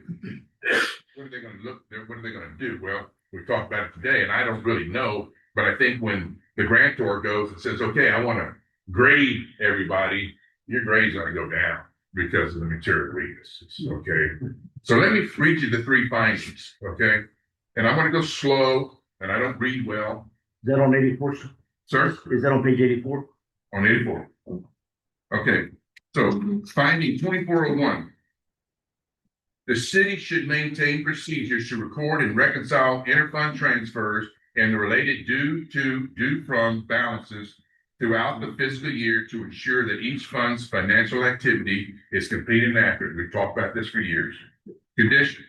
The city is currently using accounting software that does not adequately support municipal fund accounting or the tracking of interfund transfers and related due to, due from balances. In addition, the city has not established written policies and procedures governing the recording and reconciliation of these transactions. Cause. The city's accounting system does not provide adequate functionality to facilitate fund accounting, and the city has not developed written policies and procedures for the recording, reviewing, and reconciling interfund transfers and due to from balances. Effect. Interfund transfers and related due to, due from balances were not consistently recorded and reconciled throughout the fiscal year, increasing the risk of inaccurate fund balances and requiring significant audit adjustments to properly present the financial statements. Context. During the audit, numerous audit entries were required to reconcile interfund transfer due to from balances among the city's funds before the financial statements could be presented in accordance with generally accepted accounting principles. Recommendation. The city should evaluate whether its accounting system adequately supports municipal fund accounting and the recording and reconciliation of interfund activity. If the current system cannot meet the needs, the city should consider implementing accounting software with fund accounting capabilities. In addition, the city should develop and implement written policies and procedures governing the recording, review, and reconciliation of internal fund transfers and due to from balances. Management's response. In the process of implementing Encode along with training of employees to move forward out of QuickBooks, currently amending and updating all transfer requests. Okay. So that's one significant deficiency. Number two, 24.2. The city should maintain procedures requiring accounting transactions to be reviewed and approved by an individual independent of the preparer on a timely basis. The city should also establish written accounting policies and procedures to promote the accurate and consistent recording of fund transactions in accordance with 2 CFR 200.303. This is where it kicks in. The city is responsible for establishing and maintaining effective internal control over federal awards to provide reasonable assurance that federal awards are managed in compliance with federal statutes, regulations, and terms and conditions of the federal awards. And we have some things that we need to correct in this arena. Conditions. During the audit, multiple audit adjustments were identified as necessary to properly present the city's financial records. Audit procedures identified transfers between funds that were not recorded correctly, including transfers to incorrect funds without corresponding due to, due from balances and other related liabilities being recorded. In addition, certain federal expenditures were recorded in the capital projects fund, while the related federal revenue was recorded in the system fund. That's what we're talking about. The errors indicate deficiencies in the city's internal controls over recording and reviewing accounting transactions. The city also does not have a formal written policy and procedures governing the recording, review, and approval of accounting transactions. Cause. The city has not developed or implemented a comprehensive business office and accounting procedures manual, including documented policies governing the preparation, review, and approval of journal entries, internal fund transfers, and other significant accounting transactions. Effect. Errors in recording accounting transaction may not be detected or corrected on a timely basis, resulting in misstated fund balances, revenue expenditures, and other internal fund balances, and increasing the risk the city's financial records and financial statements may be materially misstated. Context. During the audit, numerous audit adjustments were required to correct the accounting records and present financial statements in accordance with generally accepted accounting principles. Recommendation. The city should develop and implement comprehensive written business, office, and accounting policies and procedures. These procedures should include requirements for the preparation, review, approval, and documentation of journal entries and internal fund transfers, as well as guidance for properly recording federal revenues and expenditures and performing periodic supervisory review of accounting activity. Management response.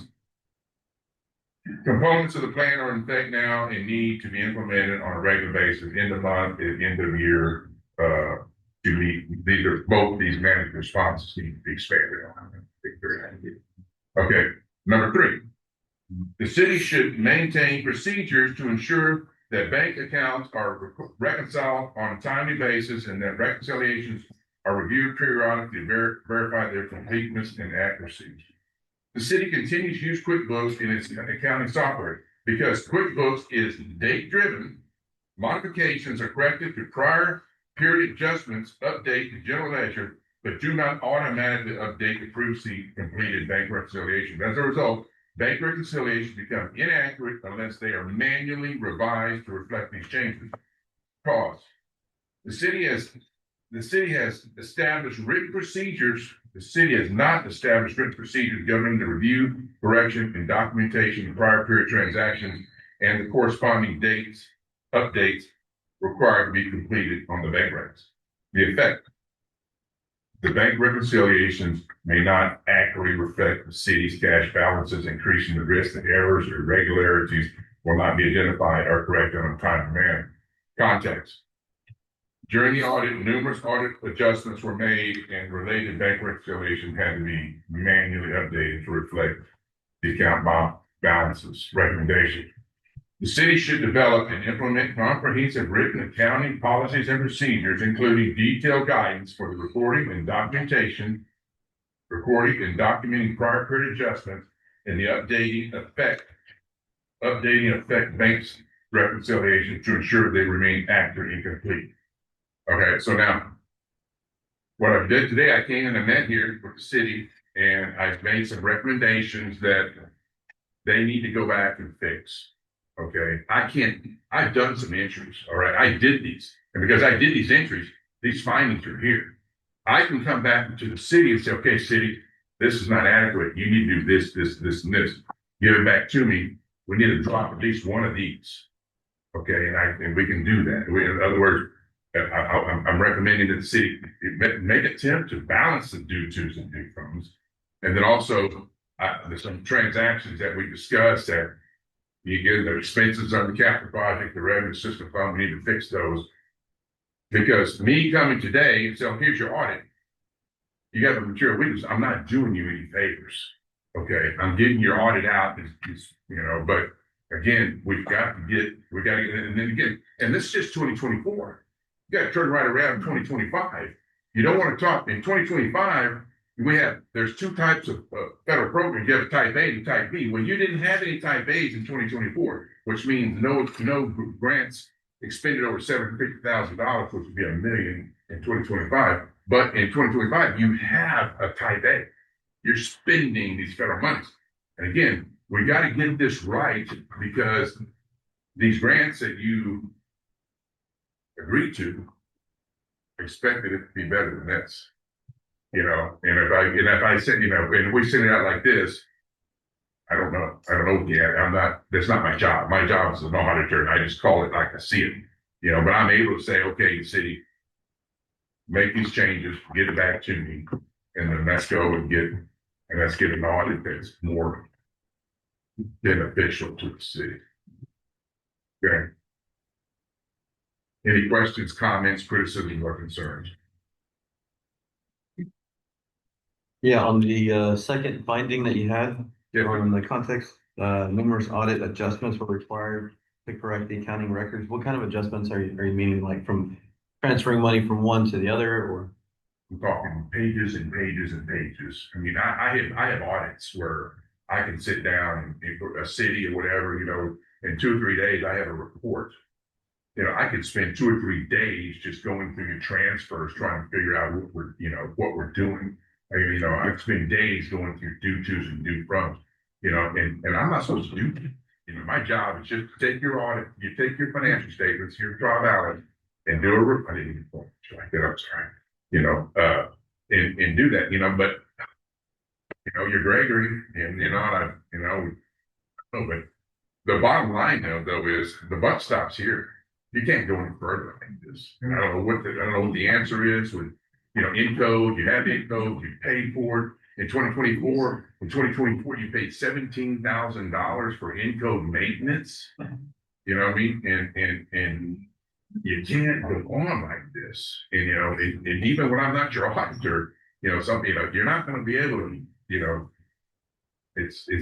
got to have some change. And I don't know what the future is, where we are on Encode, when you get the Encode. I do know this, it's been my advice, and I haven't had any conversations with anybody about this, but your good cutoff point to make a conversion, which is a pain, I've done them, see, conversion is January 1.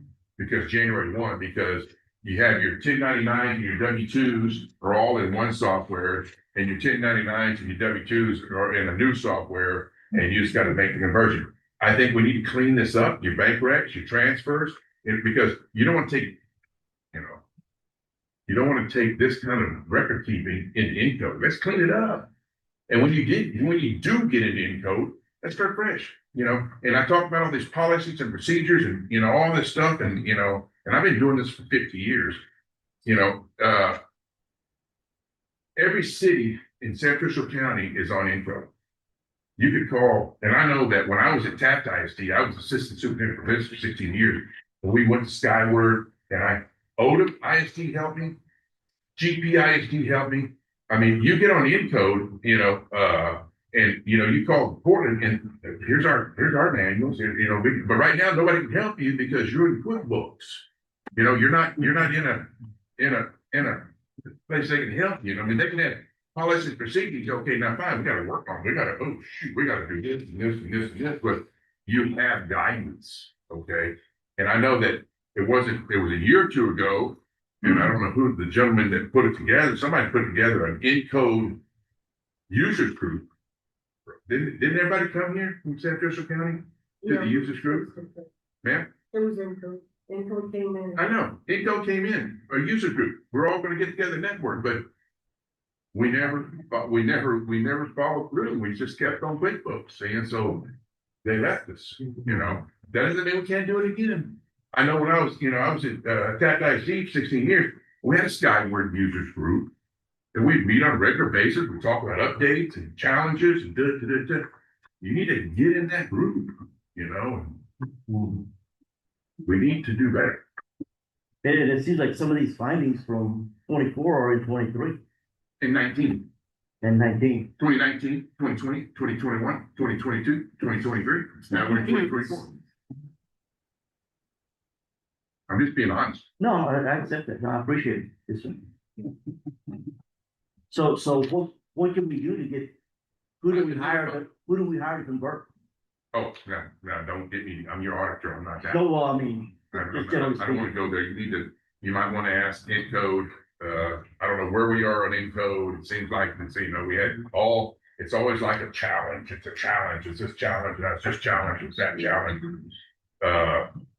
And you've been through conversions, Robert. Yes. You know that they're difficult. You know what I mean? And of course, and so what's going to have to happen is you're going to have to get your QuickBooks cleaned up. We'll convert it to an ASCII.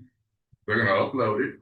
And there's gonna be a lot of massaging, but who's gonna do that for you? I'm not here to counsel you on that. Mm-hmm. There are people that can do it. Mm-hmm. And if you call me privately, and I may give you some suggestions, but I'm not gonna tell you here because it's not my role. No. So we would need, basically what I'm asking is we would need somebody to come in and help us with that, Well, Encode should have processes in place where they send a crew down and they do this, this, and this, and this. But what's going to happen is you're going to need comprehensive training of your employees. In other words, and a lot of things we talked about, okay, these transfers, these do tos, these do froms. Well, if you want Encode, let's go back to one of the transactions which drove this to be a draft, okay?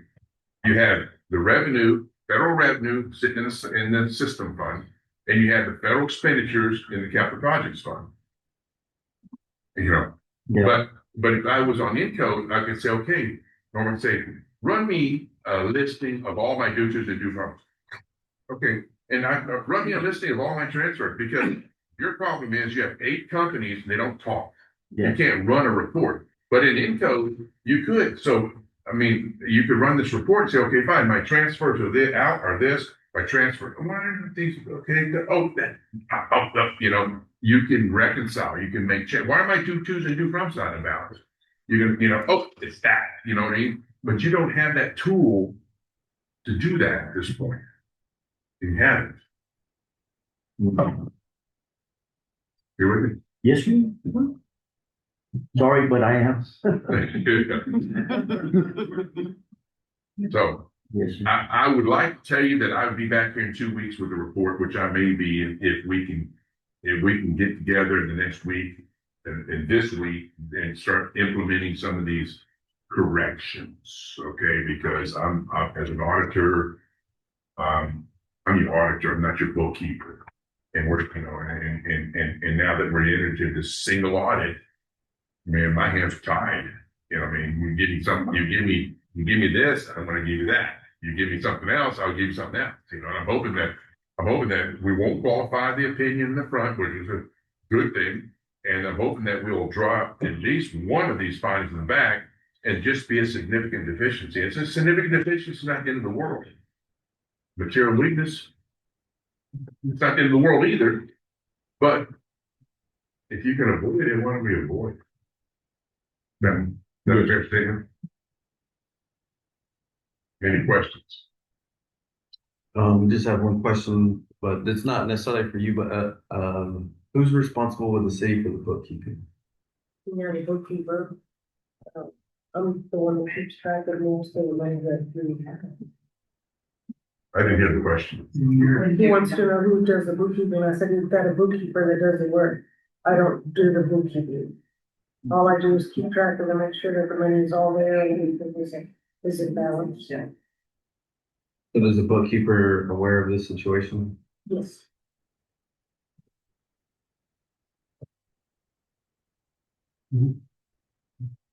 So what we're gonna have to do is have a special call meeting and talk about this because, we went back as far as what, 2018? 2019. 2019, now it's 21 years. First. I was only 21 years old. I know. Wow. You go back to the 2019 audit report and look at the findings, and with the exception of the federal language now I got to bring in federal language because it's required, but they're still there. And we know, and every year I think, okay, fine, next year we'll come in, they'll be on Encode and everything will be fine. And this doesn't seem to happen. No. But this is going to have to be a wake-up call. Yeah. And your recommendation is to get it done by January. Well, if you don't do it January 1 of 2027, you have to do it January 1 of 2028, and I think you piddle too long. Yeah. Now you can do it. You can do it. I've seen people do it, but again, we're talking about those payroll reports, your quarterlies, your 1099s, your W-2s, those are all calendar driven, So make the break. Well, those things are there, And I had been under the understanding, and I've come to realize I'm, mistaken, but at least 2 years ago, maybe 3, I was here at a meeting, and what was his name? I think he retired, Bill Roberts with the Ernest Garza firm. Mm-hmm. He talked about running a parallel system and run parallel system too, and making that conversion, but it never It never materialized? Well, no, in other words, like we were CSASD, we ran a parallel. Yes. You know, you just don't just jump off and do it. You run parallel for some period of time. It's okay, but this, and this. Yeah, but I don't remember that conversation, you know, but yeah, I would run a parallel system in some period of time also. Where you But I don't think it's being done because, when Mr. Ernest Garza was here, well, you had one of the meetings, he some said- IT issues that really stopped a lot of stuff. Again, I'm not here to remind you, or maybe I misunderstood it, or maybe I don't have it right, but we had some IT issues, and then we were we were in some limbo with passwords and who had rights to the server. Am I wrong on that? Am I wrong? In other words, I think that was a big thing that really stopped us, but we never got. I think we got through that, but we never got on with the business of Gregory. You know what I'm talking about? yes.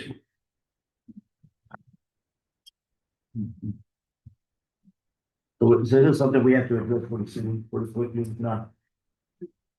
I want to say, I would recommend that you put in code on every agenda once a month until it's implemented.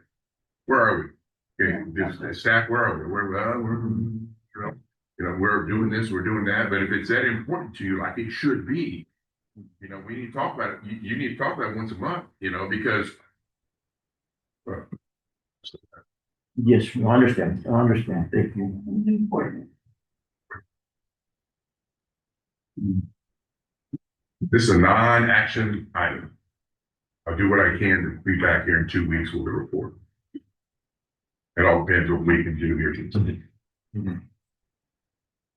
And then we do 25. Is Mr. Garza assisting right now with some of the corrections right now, or? I've had some dialogue with him, you know what I mean? I know he's reviewed the report, but I don't really know what what he's doing. I know that I'm gonna probably have to come up with a game plan that's gonna have to include some of his people to get this done. You know what I mean? We walked away and said, okay, fine, they don't balance. If they don't balance, they don't balance. The transfers don't balance, they don't balance. But like the city told me, getting way too into this. The transfers from the year 2024, due to funds are correct. It's the beginning balances. Okay. All right. Just tell me what the transfer should be and I'll adjust to it, but nobody knows. I got a plan we discussed today. I can't do it for you. But I can help you do it yourself. And I'm hoping to meet with Mr. Garza Friday.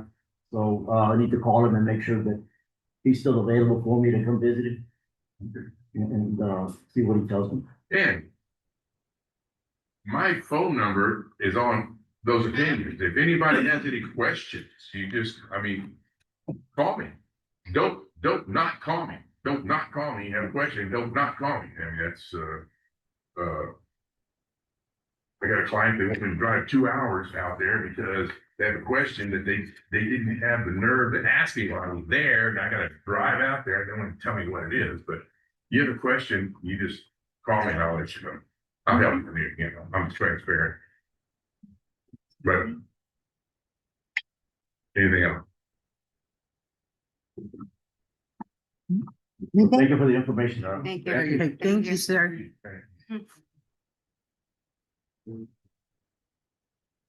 Okay, moving back up, consent agenda.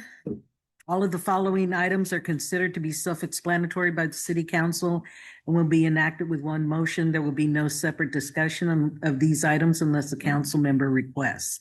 The minutes of July 13, 2026 and June 2026 budget workshop.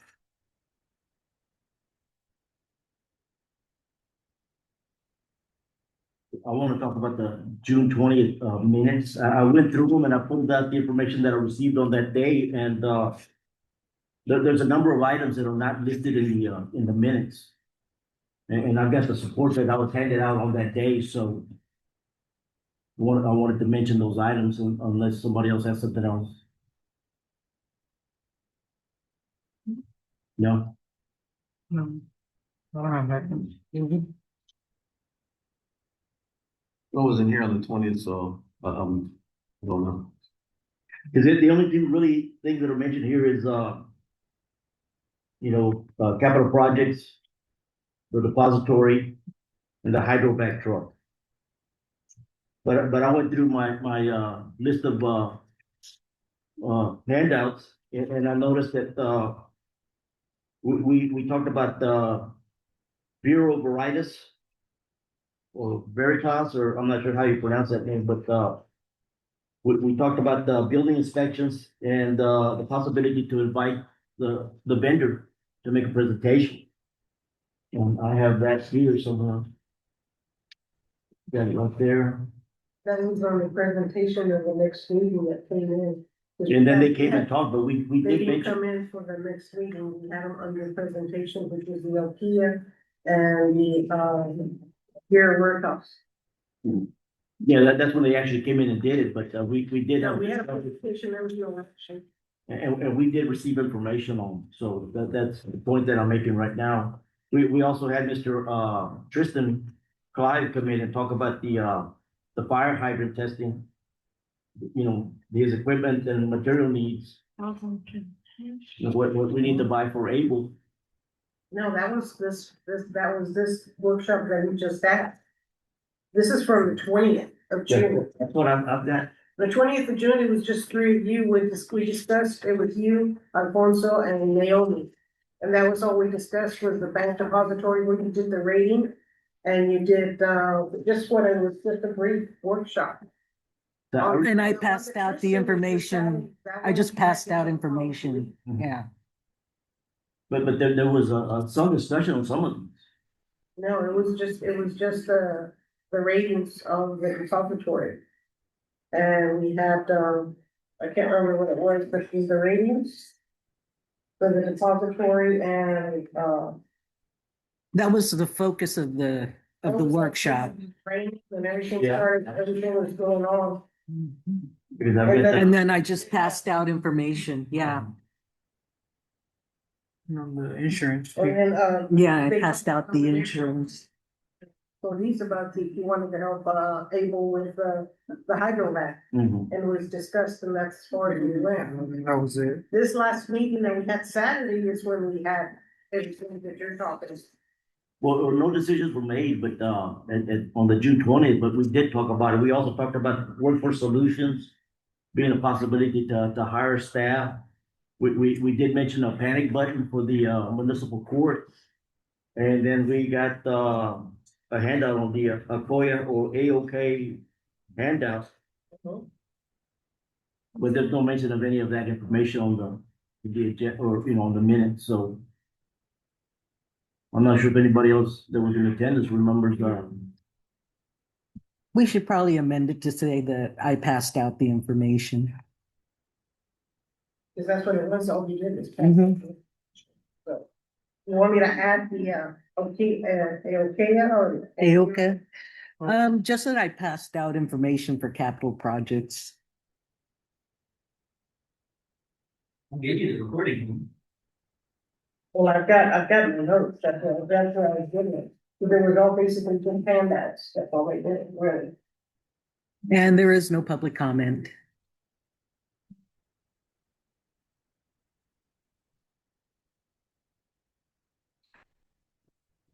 So we can accept those minutes with the changes to go in.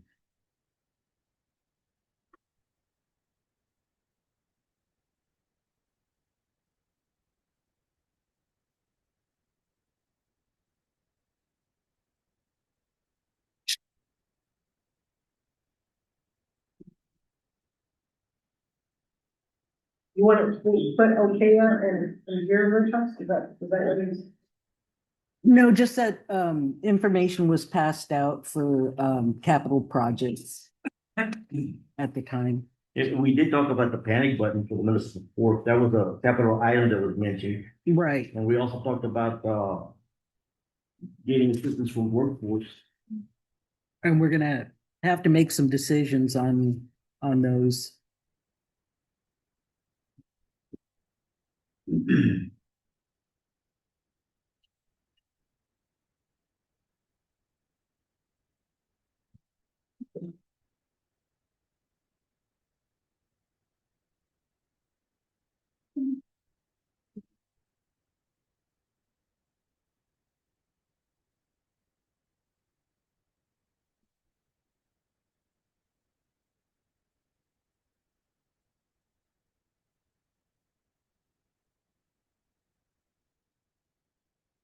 Anything else? Anything else you wanted to add? I think that was it. So what do you have on there, Noel? With that Bureau Veritas or Veritas? On building inspections, the fire hydrant testing material? What was his name? Tristin mentioned the tanker truck and the status of the 501 or, yeah, 501c3. You know, ordinance code. No, that was on this. No, you're getting two of them mixed up. Wow. This one is just the June 20th. Yeah, this is just June 20th. That's what I'm looking at. Yeah, this is just June 20th.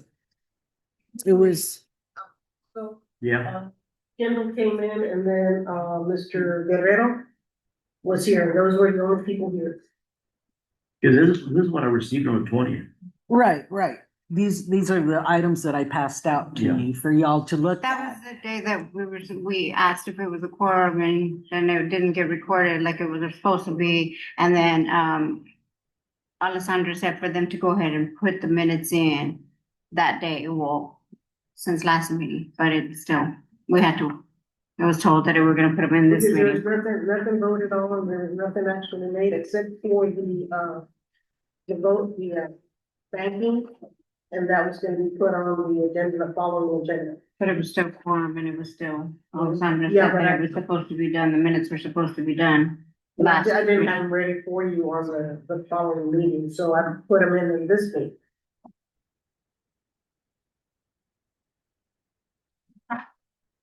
My only concern is we did have a couple of people in the audience. I don't want anything to come back and bite us, so. You only had, it was Mr. Kendall and then, Mr. Guerrero. Those were the only people then that her dad came in afterwards.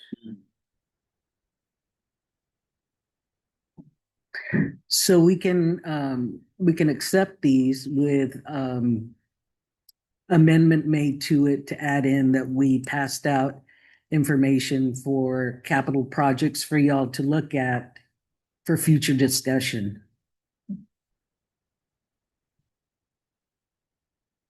No, I would prefer to table it until we can get them updated and accept them outright. I mean, Okay, they accept them right now as they are with coming back to it.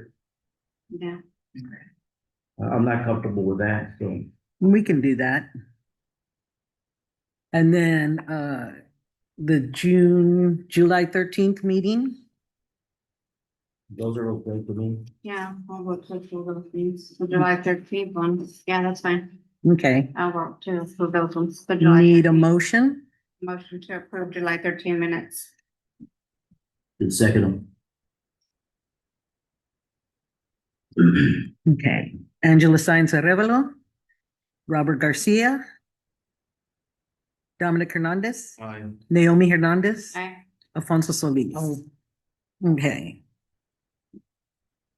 And then the next one is following items are for consideration, discussion, and action. Consideration with possible action to approve resolution 2026-0705, a resolution of the City Council of the City of Gregory, Texas, authorizing certain officers of the city to sign and endorse checks and drafts of the City of Gregory bank accounts and providing for an effective date. And that is adding on the signatories for the new bank. What was it? I'm sorry. What was that? That's adding the signatories for the new bank. Oh,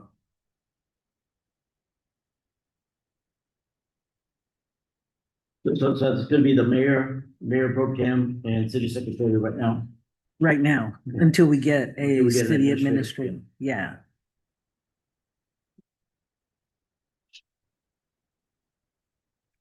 And this is gonna be with Community Bank. Yes.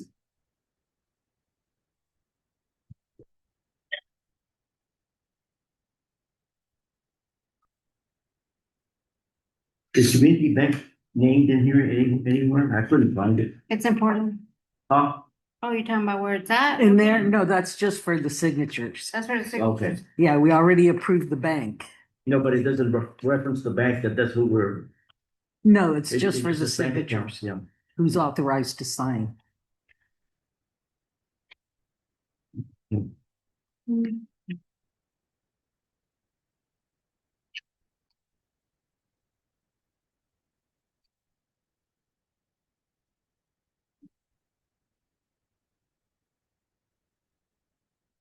Yeah, I move to make a motion to approve resolution Okay, 2675. do I have a second?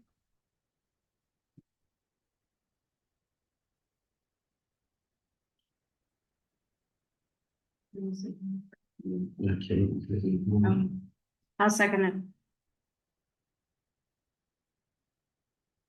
Okay. Angela Sáenz Arevalo, Robert Garcia, Aye. Dominic Hernandez. Am I supposed to abstain from this one? Or am I able to vote? No, you can. Okay, aye.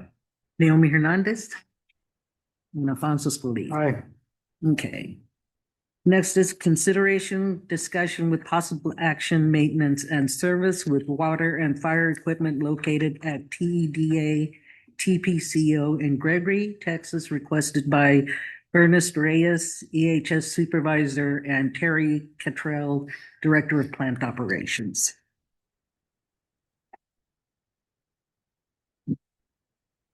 Oh. Hello. Good evening. Yes. Members of the city council, community stakeholders and residents, I stand before you to address critical failures regarding our municipal infrastructure, specifically Gregory's failure to fully fulfill its contractual and legal obligations to maintain and operate the fire and water equipment designated to serve TIDA TPCO facility. Under Section D of our binding agreement, the city accepted absolute responsibility for the maintenance and operation of all infrastructure up until the facility's meters. While the initial timeline to deliver the services by August 31st of 2012 was met, the city has failed the far more critical long-term task, continuous reliability of maintenance. The city of Gregory replaced the sun-damaged display panel last year, but ignored the broken valves, electronic sensors, and transmitters, causing 46 city water supply outages over the last year alone. This is not just an logistical oversight, it is a severe financial, legal, and safety violation. Let us look strictly at the compromise terms. Under Section A, the city set the rates, stating that they were fair, equitable, and necessary to fund and upgrade proper maintenance and operation of the city's utility system. Under Section I, the city has collected 10% administrative markup on electricity and depreciation funds. This 10% was earmarked specifically to cover ongoing maintenance and repairs.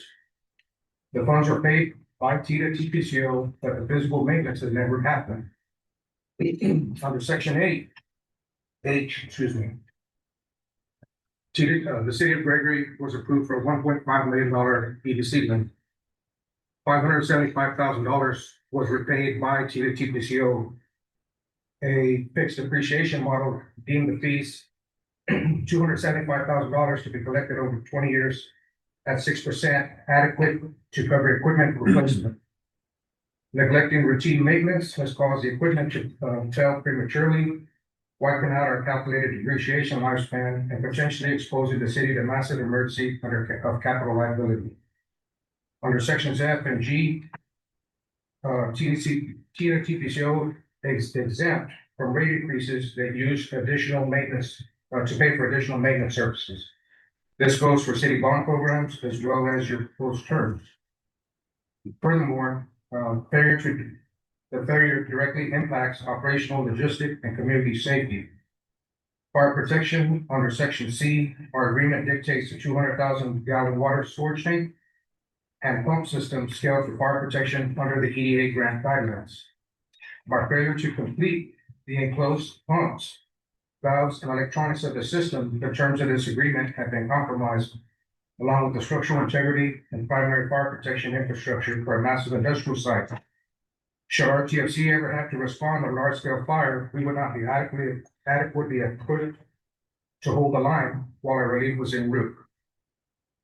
Under federal compliance under sections A, B, and J, the city has failed to accurately maintain the dual metering system and distinct boundaries between municipal and operational sites. Because this equipment is tied directly to EDA water improvements, it does not meet up to the standards per the agreement, and it also risks violating federal grant guidelines. To conclude, the city of Gregory was given the tools to succeed. We had a 10% operational premium and structured depreciation fund. TPCO has generated nearly $1.3 million of revenue for the city of Gregory, including its final EDC grant payment in 2026. Failure to maintain this infrastructure risks our grant compliance, violates major industrial agreement, disrupts accurate billing, and leaves a massive facility vulnerable to fire. We're asking the council to immediately audit the maintenance fund, deploy repair crews to the TPCO site, replace failed systems, and finally restore the equipment to its full operational capacity. Any questions? Concerns? I guess Abel's not here, right? We don't. The only thing we've been maintaining is our wastewater, our lift stations, the tank that they have there that's not being used. We have to make sure we do a yearly checkup on it, make sure the water is safe. They're not using that tank water in there. They've been having power outages. 2 weeks ago, they called us that they were gonna do a power outage on a Friday. Then they called us Thursday that they've already done it and they wanted the pumps back on. So they're having outages and the pumps are going down half of the time. Sometimes we've had to repair them because they burn them. They burned the SCADA system and everything. So I don't know what it is that. Did we rush the valves? The which one, I'm sorry? Did we rush the valves so bad you can't operate them? Which valves? All of the valves. So, no, because you're getting water, okay, you are getting water, the meter is inside, so they've been maintaining everything in there, what's. No, nothing has been maintained. I I'll can check say and see, but, as far as I know, I'm not too I tell you sure. what, you Do guys. you have pictures? And you tell me it's just maintained. Well, Excuse me. a lot of the times we have trouble getting into your location, because the guards. You have no trouble getting to our They location couldn't at any get in point this weekend. unless you go on a weekend when no one is That's there. right, and they go during the day sometimes and they don't have anything, but I'm gonna talk to the public works director, because I don't know what the contract has already been passed to our attorneys. The contract's been in effect since 2020, Right. so nothing's changed. Nothing has changed, Now- because we're trying to give you back your Your plan. maintenance crews, since I came on board in 2024, I've been in constant contact with your maintenance crews and your guys, Able, and them have done a good job as far as response and coming out and getting put up and running. They have my phone number. They also have the numbers to the guards for the guard check on the weekend. Yeah, okay. So I So have given it what out is to it everybody. that we are we looking into maintaining now that we are in deficiency with? The issue that you have is you have SCADA equipment that's sitting outside in the sun. I mean, like I said, you guys replaced a panel, a touchscreen panel, but that touchscreen panel is designed to be inside a building, enclosed, not out exposed to the elements. Originally, we do have a small cover over it, They have a cover, I guess. but it was never designed the cover was just put in a few years back. It hadn't been there very long. Now, basically, and that's just the city water. The fire water panel right now, I could email you pictures tomorrow, later on this evening if you want, you can look at it. The controls are non-functional. If I have to call the fire department out and they have to operate those pumps, they can't. The only thing you're getting is 300, you might be lucky if you get the required PSI for them to hook up a truck and gravity feed out and use the booster pumps from their truck to operate the equipment. There's no functionality of the fire equipment. Now, Okay, where is your fire equipment? well, the We fire talk about equipment that. is That's, you have a dual system, so you have the tank that you're talking about, you say that we don't use. These are city water. And then there's two sets of pumps that go from the city water, one on one leg, and then the fire department, the fire pumps on the second leg. So they run parallel. So basically you have one line, tees off into two, and then two sets of pumps. Now, the fire water pumps are not, like I said, are not functional. The city water pumps operate. Now, the issues that we've had with electrical, yes, we've had issues, but we've had lightning strikes on the pole fire. We've had transformers that have caught, fire because of the elements, no different than what happened at the cotton gin, with salt accumulating on the overhead line and causing a spark. These are things that are out of our control. It's something that, maintenance wise, we're just like you guys, we're going through all the hiccups and everything because of the change to the environment, humidity and everything else. So those are things that we're being addressed. As far as, that equipment, it's yours up until the meter. Like our meter starts after all of that. And that was the meters are inside your property. Yes, it's inside our property, but it's inside a locked fence that belongs to you guys. We don't have access to that. So that's your area that's locked up. So if you don't have access to it, it's because you guys have it locked up, not us. No, that's the ones that are locked up is I think is the lift station that they have out there. I don't know about the meter, but they told me I know that the meter is inside their property. They have to go in there and get the readings on that meter. So I'll talk to Abel and find out what it is that you're looking into, the fire pump or. I mean, you guys sent somebody out last year to do get an estimate done on replacing the fire water system, and we haven't seen or heard anything back from them since then. I stood there when Abel opened up and brought the guy in to do the inspection to give you guys a quote. So it's a fire pump that it's not. It's the fire water and the city water. Now, the issue with the city water is you have the two pumps. They run lead lag. So your city water comes in, maintains pressure. If we're not using the water, if nobody's flushing the toilet, we're not doing anything else, it hits its set point, then the pump shuts off to keep the lower pressure in the line. When it goes to kick on the second pump, because the transmitters are bad or corroded, the second pump doesn't always come on. So that's why we have the issue where Abel's having to come out and reset the equipment. Now, they've gone and made adjustment to the set point to lower the pressure. That way, it's set a little bit higher than where it normally operates at. So instead of it running at 50 PSI when it hits the max, they might move it up to like 55. Now, if we don't use the water level never goes down. The pump shuts off to protect the pump to keep from over pressurizing the line. And when it goes back to switch to the other pump, it doesn't kick back on. Okay, let me get with Abel and find out what it is that's going on in there. All I know is, like I said, that we have power outages and then we're having to fix our SCADA system and all that. But I don't know about your fire. And Fire suppressant or what is it, the fire pump? That was, I think about maybe a couple of years back, I know they went in there to do something, to check on a pump or something. For a replacement of a pump, but I don't know what pump it was. Or I don't know what it was, but I'll find out from Abel and see what it is. Right, but you keep bringing up the power outages. Mm-hmm. We had a power outage because of a lightning strike. Mm-hmm. We had a power outage because of a blown transformer. And then periodically we have to shut power down to do maintenance. Right. But we have been down over the last 2 years 46 times. And there are multiple day outages because of these pumps.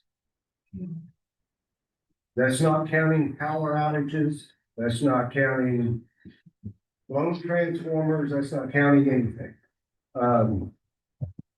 We have had several instances where we call Abel. We get in the mornings, we call Abel because we have no water. We can't start anything, we can't run anything. Abel comes out.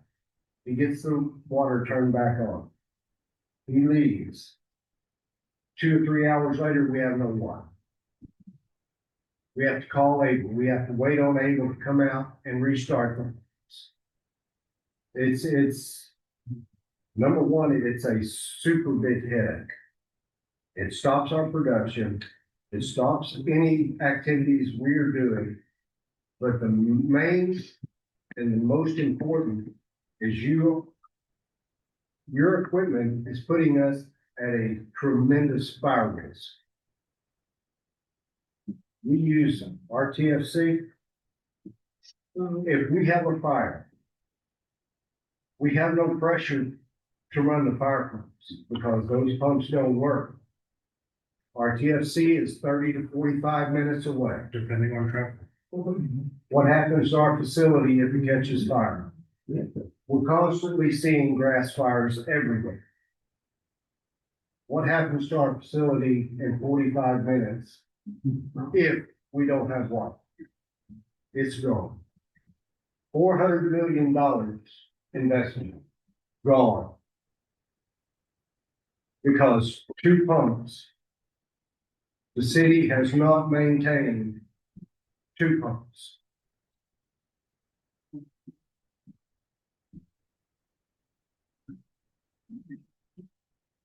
So I don't know about how all of that came about, but you mentioned that some of that equipment should have been enclosed.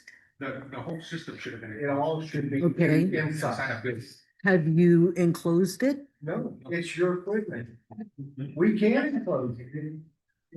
Per the agreement that was set up. Did they know when the agreement was made that it needed to be in an enclosed building?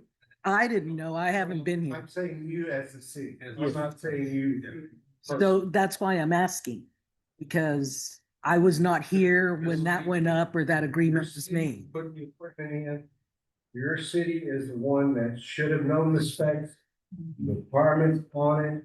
It sat at our facility, open air without any cover for about 8 years, 9 years. Couple of years ago,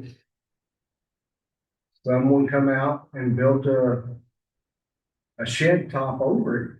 It's still open sides. It's salt air is still eating it alive.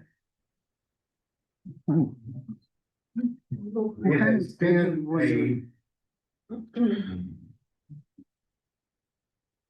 it's been an ordeal for life. You have a question? What kind of schedule did you have on that for maintenance? Did you have a maintenance schedule for that or anything in play? Y'all didn't have nothing in the agreement? That's what I'm saying, the contract. I went ahead and send it over. When they signed the contract, nothing? The city? So like I said, the way the agreement was written up, the city dictated the terms. We said under section D, the city accepts absolute responsibility for maintenance and operation of all infrastructure up until the facility's meters. How old is that? Because I know I found it and I sent it over to the attorney to give us some insight on it. So that was back in when, I'm sorry? 2012. When's the agreement up? And forgive us, I'm new to the council. Yeah, So we definitely been around. The way it was written, it was indefinite. The way it was set up because Expiration date on the contract. And you said that there was some grant money involved? So there was $1.5 million in grant money that was allocated to this year. Because they paid it back. And then the company had to repay $575,000 for the terms of the EC grant. But on top of that, we've also contributed additional funds, which come up to about $1.3 million. And the additional funds were through electricity or through what? I'm sorry. No, that was still strictly for the water and fire. Just for that. So those federal funds of the money that we repaid from that grant, plus the additional funds that we paid month to month, 10% of that upfront was supposed to be earmarked for strictly maintenance of our site to prevent us from having to come back to the city and, from us to cover, additional maintenance funds, future funds. So when they did this and they did the original projections, it was adequate, but it was also supposed to include, cost increase, tax increase, things like that, you know. Well, So we it was- don't it pay was all taxes figured to in. the city because you're outside our city limits. I'm sorry? You don't pay taxes to the city because you're outside our city limits. Right, and we don't pay the city tax, No, you don't. no, That's what he's saying. No, but we you don't. pay you through the water every month. The only thing you're paying is water and. And you also get a cut of electricity. Yeah, I get that. I mean, the first 5 years that we're in No, sir, operation. if we don't get a franchise on anything that's outside our city limits. You're outside our city limits, so we don't get franchise from AEP or anybody. You're using your electricity, but we don't collect franchise on anything that's outside our city limits. Don't think that's what the contract reads, but okay. Okay. I mean, Look, guys, we came here tonight to ask for your help. We're sitting here with a $400 million facility. And excuse my language, with our tables hanging out. We have no way to put a fire out if we had it. The city volunteer fire department came out a couple years ago or so. There was a grass fire started by the train tracks, someone. Thankfully, they got it put out. But if this had happened now, with us with no water, guys, we're in danger of losing our facility to any fire. RTFC, I mean, they're too far away to help us. Norma, can we declare this an emergency expenditure and hire somebody to go out there and assess the situation and then make? It's able to go out there and then get somebody to give. Well, it doesn't seem like Abel's been able to handle the work. I mean, if these guys are pointing out deficiencies, they haven't been repaired in how many years? Been a long time. So, 14 years. Abel's fixing to retire, so. Well, the thing of it is, Get quotes. I mean, I'm just. someone came out a year ago in February. Looked at the pumps, supposedly gave a quote. Nothing. You had professional people out there looking at it. And then do we have that information? Norma? Oh, I don't know, that's what I'm saying, I don't recall that. Does Abel have it? That's why I need to get with Abel and find out So, what it is that what would- did go out there. Would your company be interested in, once it gets up to par, for us to move our meter back before the system, before the pumps and the storage tank and all that, and take ownership after that? You have ownership now? No, No, I'm no, saying, you take would ownership. you- No, you don't want ownership. Okay, I'm saying, once it comes up to par. No, we do Still not no. want ownership of Well, city water meters. the contract, they paid for all It's that. already paid for. It was. I know that it's paid for. I understand that. I'm saying, would they like, after it gets up to par, would they like to take ownership of it and we move our meter back? So that way it's up to them to keep it up to par. And I think that was something Abel had tried to bring up previously, like maybe about 2 years ago. And he was told no, that they weren't gonna do it because it violates the terms of the agreement. The original agreement says you will maintain your equipment indefinitely. What you're asking us to do is say, okay, let's move it back and now it's all yours. You take care. After it comes up to That's par. not what the agreement, that's not the agreement we signed. That's not the agreement we wanted to sign. We want to stay with the original agreement.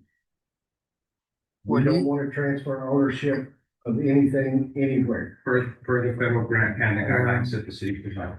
What needs to be done is fixed up and closed up, We can go. closed it up, yeah. That's I'm what just needs to be asking done, that. just not to this problem anymore. Yeah, To not have, run into this problem, Foundation. that might be the best solution. because originally that's what should have been done, should have been closed up. We just need something quickly. Someone to protect our facility. To be able to do that, you need. Was there a time frame on this agreement? Like, I thought that there was, that our contract with them Be was always. sufficient funds to be able to maintain it. That's why I sent it That was part of over. it. I sent it over to Yeah, the but city. still, like, for long term, it's not gonna. I was told it was expired. we're still working with their. But originally, it We was still a have to do their contract, it testing. was part of because the the bill. techs in there, It was they never got done. it before it belongs to the city, which it's already in their property. And we're liable for it if anything goes wrong as far as testing. The city's gonna get fined because it's inside their property. So, I mean, But it's in our system, but you see. Well, I think first we need to find out if that contract has expired already. If it's Yeah. expired, Send it up to legal to look at it and see what it is that, yeah, if that contract has expired, if it's the fire pumps or whatever, I don't know. I'm gonna have to check it. I know even when you check some pumps, I don't know what it was, whether it was a fire or what. okay. But I think Alfonso has a good suggestion is that, you know, we do what we need to and then close it down. And close it. So I mean, it And basically, that way be done with it. it would be no different than you having an additional city water storage tank that you would fill as a supply, as a storage unit, and then pumps to supply the residential housing. But That's it doesn't supply the city with any water, it supplies you. It does. And that's as far as a it goes. customer, but like I said, But we yeah, also, I mean, we've had, you know, the first 5 years that the plant was open, we were paying $10,000 a month to the city upfront to, as part of this agreement. We had to meet $575,000. And then the percentage of that was paid upfront to provide future maintenance. Now, you know, a small metal shed, you know, 4 poles and some aluminum doesn't equate $575,000 worth of maintenance. 575, since then. Yeah, but the initial investment was. Right, the initial investment, $500,000. And so we get an annual of how much to maintain? I'm sorry? We get an annual of how much to maintain? It's a percentage, it's not it's based on what we pay out of our fund. So, Your water I mean, bill? it's an ongoing. But we pay $500,000 a month for maintenance. And we've got none. Yep. Also, $15 for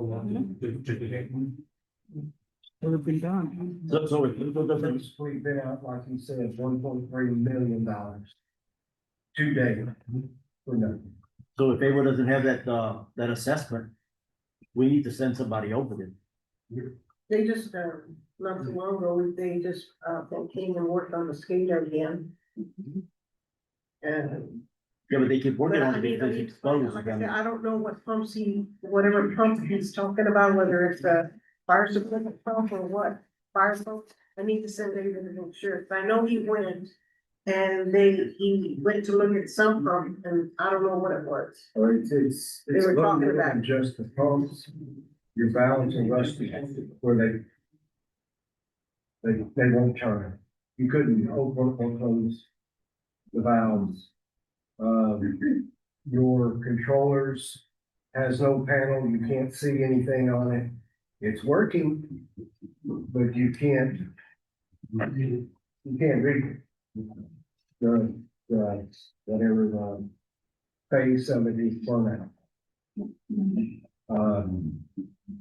There's many problems. I mean, I can show you pictures of on my phone if you want. So you can have an idea. Well, let's get an assessment out there and see what's going on. Yeah, and we'll see what comes back from the attorney and about the contract. And we'll go from there. I mean, there's nothing we can do right now. Is your email on this information? Yes. That's what I got. Yeah. Okay. So that way I can shoot you an email and ask for the agreement and. I'm sorry. I saw that your email's on there, or Ernest, it looks like Yeah. Ernest email's on there. You shoot you an email, so that way I can. It should be. Yeah, it's on here. That's a. It's on here. On this form that you filled out Yeah. to be on the agenda, shoot you an email, so that way you can send me any agreement stuff that you have, because I'll send you. That that would have been good for us to look at for this. Yeah. Yeah, we should have probably had that first. Did they get a copy of the report that we made? No. Okay, so I'll send those. Okay. I'll send you everybody else's email that's on the Yes. city council. What's on the Yeah, it's on the website as well. I don't know. I think we're gonna do I think it's a no action thing because we need to get more information. This is all new to, actually, I think all of us on this side, this is all new. to us, So we haven't even seen the agreement. I know I haven't seen the agreement. I haven't seen it. So, Just remember this. While you're looking through agreements, while you're doing all of this, we're standing at major risk. Yes, sir. Yes, sir. yeah, for sure.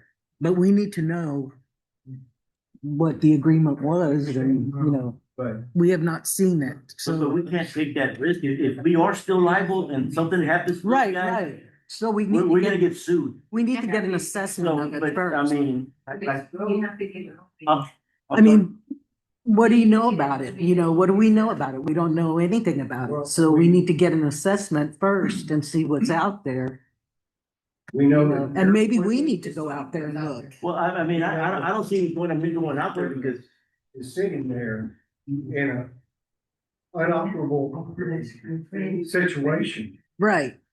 But we don't know anything about it. Because none of us know anything about it. That's the reason why So we need to do some research on it. We need to get an assessment out there, see what's going on with it.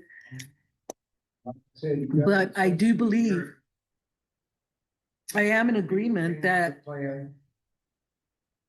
Able, let them in. Look with all the equipment. They were to give you a quote, the water department, not you. And that's the last I heard of them. okay, well, we need do we have able- information, so can we have able there tomorrow and get back with us or get, That's what I'm saying. I need to get with Abel and find out what it is that he's saying that he went to do an evaluation of. I don't know. If he went to go look at the pumps, I know they fixed the SCADA. That might be what he's talking about. I don't know. I need to get with Abel because we fixed the SCADA last year.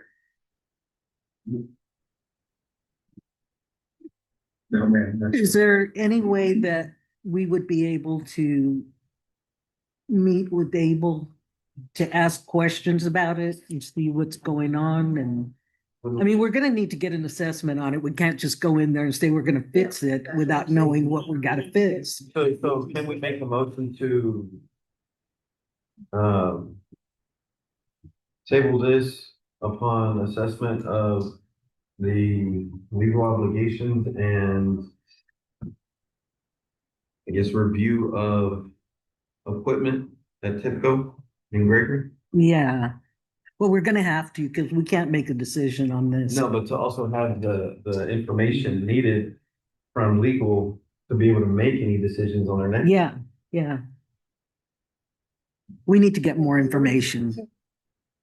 And they should be done within our next meeting. Well, I'll get back with Cynthia and find out for sure. so then, End of August? was that? End of August, that should give us enough time to get, I would say the next meeting. I Next don't know meeting that is- that's, but I don't know that that's enough time. It's gonna be good. Okay, well, I thank you all for your time. Thank you. Thank you. Learning the situation. So the 2 weeks from now. we It's should very be able to- dire. yes, Whatever time you guys take, you take. But I'm telling you, our situation is dire. But anyway, thank you for your time. Thank you. Thank you. We're all ready to go in. I know you said there was something, but.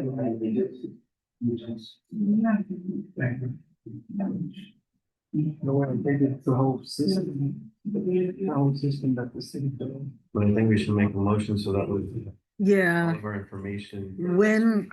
when do you want to see if we can get some information? Because August, August We 10th, 2 have- weeks. This would be adequate time, Mm, right? August the tenth? They're legal to be able to And then we get need it to in 2 weeks, put able to be able to get that information in 2 weeks.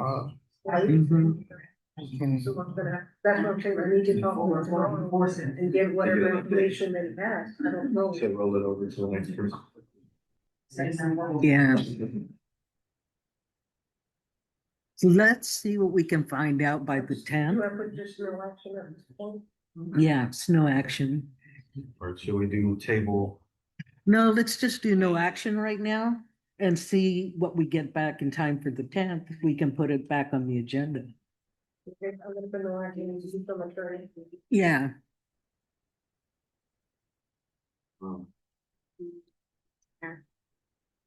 I think they do need to take ownership of it. If we fix it, we should just turn it all over to them.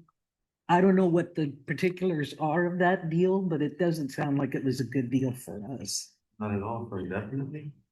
Indefinitely, yeah. Yeah, if it's indefinite, it's not. Indefinitely? That's kind of, But we should That's have kinda some dumb. type of motion to table it, like make a motion to table it for the next meeting. Okay, I'll make a motion to table for the next meeting, okay, and to have the review from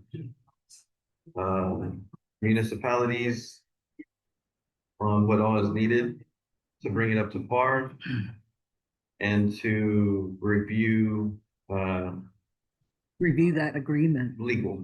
Yep. Do I have a second? I'll second it. Okay. But for August 10th.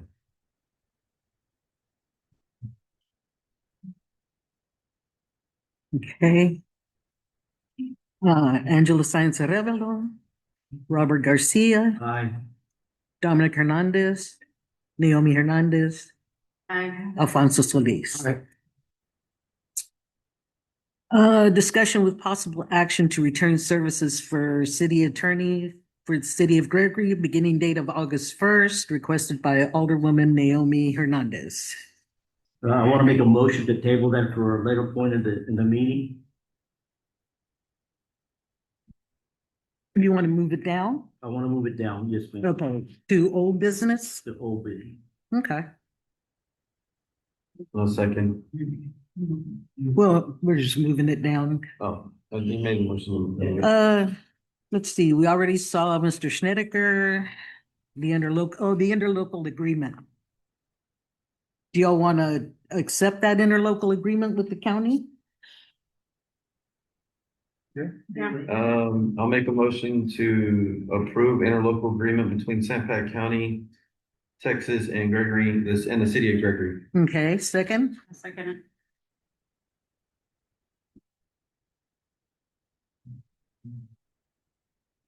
Okay. Angela Saenz Arevalo, Robert Garcia, Aye. Dominic Hernandez, Naomi Hernandez, Alfonso Solis. Okay. Well, consideration with possible action to approve resolution 2026-0701, a resolution of the city council of the city of Gregory accepting the transition of attorney Donald Kubitschek from city attorney to prosecutor for the city and commending Mr. Kubitschek for many years of service as city attorney, providing for open meeting clauses and providing for an effective date. So we still haven't sent out requests for information on that. So really, that's what you need to do first.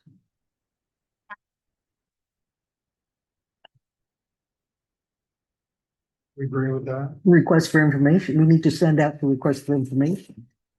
We had said that the last meeting that we were gonna ask, that's why Yeah, I was in the minutes meeting. it was in the minutes in the meeting. So right now, the proposition here is to move him from city attorney, for which he was hired for. And he's only been performing the services of the prosecutor. He's been paid the $17.50 a month without any kind of an adjustment having been made from whenever that change was made. So now what we're doing is we're officially making this transition. So we're moving him from city attorney over to just being the prosecutor. Right. And so are we gonna keep the same pay? No, that's what the attorney said. You're gonna adjust that pay. So we're gonna have to set a meeting with him in 2 weeks to discuss that? Yeah, I guess. I mean, you keep, To negotiate a new rate. If he's willing to even do that. I mean, Do you know offhand? but you need to, but you still need to send out requests for information for another attorney, because you want a city attorney. and we're gonna move to that list now. So right now, we're gonna address this right now and move him. Because you've been referring to, the Borges law firm as being the city attorney, Mm-hmm, where you guys named, Cynthia Trevino mm-hmm. to be the city attorney, but that's never been. No, approved. she's the prosecutor, she's the special counsel. I looked at the contract, and the contract says she is the city attorney with the, Borges law firm. So we didn't hire Cynthia specifically, we hired the firm. Right, She came from, Denton Navarro. When right. she went from Denton Navarro to Borges, that contract was void. So now, for somehow, I don't know how it happened, but she was hired as now, well, we hired Borges and Borges assigned her as a city attorney. That's never been approved by council to my knowledge. That was approved by council. I guess we have to look that one up, because it was a while back. It was Well, like, the contract was signed in January of 2025, so. So it's a very recent contract with the Borges law firm. yes, because we renewed that contract. Well, you never had a contract with Borges, you had it No. with Denton Navarro. But they sent us a yearly to sign off on. Did you have a renewal that we didn't get to review? Yeah. You weren't here at that meeting. It was, yeah, the council voted for it. So either way, whatever you want to do, you still have to send out requests for information. Well, not to move, Mr. Kubitschek to prosecute. No, not that. So let's go ahead and finish this. But if you're gonna remove him from the city attorney, He's not doing the service.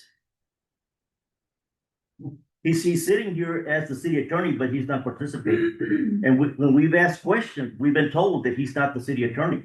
He is the municipal court attorney. So, I mean, you can't have it both ways. You have to either say it's one way or another way. And right now, the situation is where, well, now he's city attorney. Last week or last meeting, he was not. He was only the prosecutor. well, So, if you want to excuse him from being city attorney, that's fine. well, that's why it's, Okay. is it? I mean, I'm just explaining to you that if you want another city attorney and you don't want to accept Borges, Mhm. then you still have to send out requests for information. We can make an appointment. And that's what I plan to do. Well, why would you make an appointment without getting getting some choices to make an appointment from? Because it was already asked on the last meeting We're for pretty us good. to have choices, and there is no choices in front of us at this time. Because you didn't make you didn't make a motion to send out for a request for information. It was on the that minutes. meeting. It was on the minutes, it says it on there. Just- So that's why we're gonna go, yeah, we agreed to it, we said in there, we were gonna agree to set it out. So I, of course, like I did my homework, I called people around and. You can't call people, you can't solicit. Okay, well, I didn't solicit, You can't do that. You have to request information. You okay, well, can't do I that. did pass information, okay? Well, there's no information. Well, So, all right, we'll send out requests for information. no. All right, so with this, what do y'all want to do? You want to make a motion to accept the transition? And appoint someone as interim. Yeah, Well, we have someone as interim. So until you get requests for information, That- Special attorney, I thought, that's a special attorney and. I don't- again, and those rates are 6. this gentleman says that we hired them as city attorney. that he That read is the what contract. But I'm saying that's invalid because we didn't approve it. Well, you didn't approve it. I didn't approve it, Another And I haven't council seen did it. it. We've been kicking this can for. We what, have 5 been months? kicking this can. And we've never been shown anything. We've been asking. So Ms. what do you Hernandez- want to do with this Ms. one? Hernandez asked for contracts and I don't believe she received any of them. Have you received any contracts? No, not that. I gave it to you. Did you say please? Oh, yeah, yeah. Or- I gave it to you. Saturday. Contract, did you give me? She gave it to you Saturday. Gave it to yourself. Over. Yeah. Okay. But Yes, that's Danny. what they requested. I gave it. Okay, okay. Well, we'll just put an interim on here because I just want to go ahead and make a motion. Yeah, well, Yeah, I'm gonna go ahead and make a motion to, put it in intern as, Epimeno Sassia as an attorney. Well, that's not on the, Well, you put their law firm and then you put blank, so we can put it in there. well, Yeah, it's on here twice. There's in new business, it's item C. Mhm. And in old business, it's item B. We have two opportunities to appoint Yeah. a city attorney, and that's what we want to do. But first, we want to move Mr. Kubitschek to the prosecutor. So I'll make a motion okay, to move Mr. Kubitschek to serve as the prosecutor. Okay. And we will have to set a meeting with him to adjust the terms of that agreement. okay. Second, I second. okay. Angela Sainz Arevalo, Robert Garcia, Aye. Dominic Hernandez, Aye. Naomi Hernandez. Aye. Alfonso Solis. Okay. Thank you, sir. That is now done. Well, I mean, Okay, I'm confused. I don't understand. He's been sitting here as the prosecutor only. well, it's done. No, no. You but, already made, you know- you already made the decision. There doesn't need to be any discussion on it. You already made the Well, decision. I'm just. You I'm just voted saying- on making a it. statement. We are done. I'm making a statement. I'm not asking a question. So consideration with possible action to approve resolution 2026-0702, a resolution of the City Council of the City of Gregory, Texas, approving the appointment of the law firm to provide legal services as city attorney and appointment of the city and assistant city attorneys, open meeting clauses, and providing for an effective date. Yes, and so I motion to approve Epimeno Yasasi as an intern. Why? To provide. To provide. We don't know legal anything services about as him. city's attorney and appointment to city attorney and providing to city attorney open meetings clauses and providing for an effective date. We don't know anything about him. We have no information in front of us. We don't know what his rates are. We don't know anything. He's already seconded. So you're gonna just spend money on whoever? Oh, well, you're spending it on there. You guys did it. Y'all guys did it. No, You no, guys did we it. all voted on it. I do not No, remember. You didn't, you weren't here. No, second. There's been a second. And I haven't. You seen- weren't here. No. I There's haven't been a seen second. anything. So to me, that So- contract is invalid. If I could, I'd like to address the council. Yes, Yes, please. Well, there's no, Thank you. there's nothing to address, sir. Okay, You see? No. Oh, First of all, let me introduce myself. My name is F.E. Sassi from the law firm of Sassi. I've been in practice about 34 years, and I've been doing municipal law since 1996. I've represented several cities in the area, and to date, at the present day, I represent about 6 other cities. But now,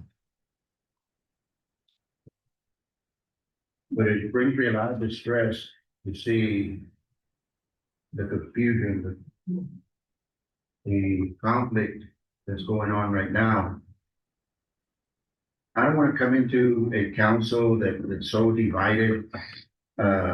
My job is to protect you from making bad decisions. And I understand because I'm in this practice and I've been doing this for several years since 1996. And I know many times in small communities, there's disagreement amongst the board.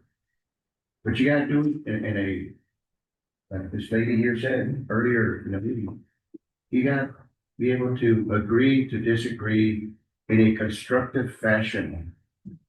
Because when the community sees the dysfunction that's going on up here, that creates distrust and division within the community as well. That they elect you and you appoint me to lead this community forward on a better light, a better footing, okay? Gregory is a small community, but it's got great potential. Great potential. I mean, I was listening to these gentlemen here talking about the problems that they have with their refinery. That's an easy fix. That's an easy fix. Let's not lose that partnership that we have with them. Right? And we can look at contracts and we can talk contracts, but the thing is, let's work with them to try to fix that problem. And it's not a major problem. Let's get it done. I represent several cities and I can lead you the right way. I know how to draw ordinances. I know how to draw resolution. I know about economic development. I study contracts. I can look at your contracts, draft contracts, and any services. And I was sitting here and I know Don, I've known him for a long time. Like I said, I've been practicing 34 years. Great man. And I was, when I saw him here, I came here last meeting and I saw him sitting there. And at the same time, he had a law firm, I don't know about it, Hospital San Antonio. And I didn't know what was going on because you've got your city attorney sitting right there. So it's like, why are we paying, or this committee paying for an outside agency when they're called special legal counsel? That's when you bring in outside agencies because you've got your city attorney and then you hire special legal counsel to lead you in special projects, special lawsuits. That's it. You get hit with a lawsuit. TML doesn't handle that. So they said, you know what? We're going to hire the law firm of such and such to handle this one case. That's your special legal counsel. But that's not an attorney that you're going to bring up and pay him or that law firm to sit there throughout your meeting when you've got your legal counsel to assist you and guide you. Yeah.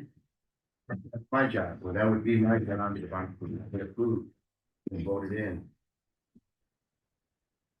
When you're dealing with legal services, professional services, you're not required, there's no state or federal law that requires the municipality to go out for request for information or publicize it or post a position.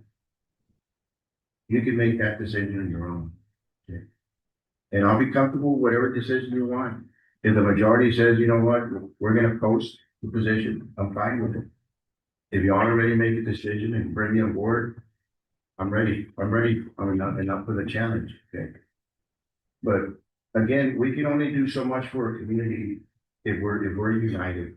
And it's okay to have strong feelings and strong points of view, but let's do it in a constructive way. Let's work together for the betterment of this community, whether it's me or anyone else that sits up on that. Okay. And I'm the mayor. I apologize.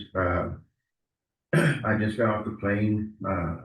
I meant to bring my resumes, and I've got one copy in my file here.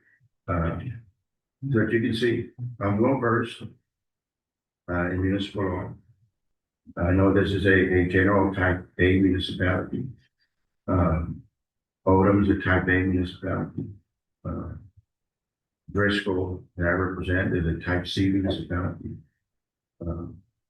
Aransas Pass, Robstown, Georgia West, they're all home rule cities that I represent. So as far as being versed in municipal law, I'm up for the challenge, and I can help you if you want me. And again, no hard feelings. If you don't, I understand the way municipal governments work. But don't feel like, don't feel like they're the only community with legal challenges. I mean, look at the city of Purpose. Every little community that I represent has their legal communities. And they're big community, they're a big issue for you. And we're not gonna take it lightly. We're gonna work towards resolution. And like I say that sometimes they're easy fix, it's just you gotta work together and get it done. Do you have any questions? Would you plan on being here on a week, every time we have a meeting, being physically present, or would you do it on Zoom? No, I live here in Corpus Christi, right across the bridge. And, if appointed, I'll be here every meeting that you'll have. Do you have any issues with interjecting whenever we're making a motion that shouldn't be made in that manner? Again, my job is to make sure that you all do the right thing. Okay? And if I see things aren't being done appropriately, then I'll bring it to your attention.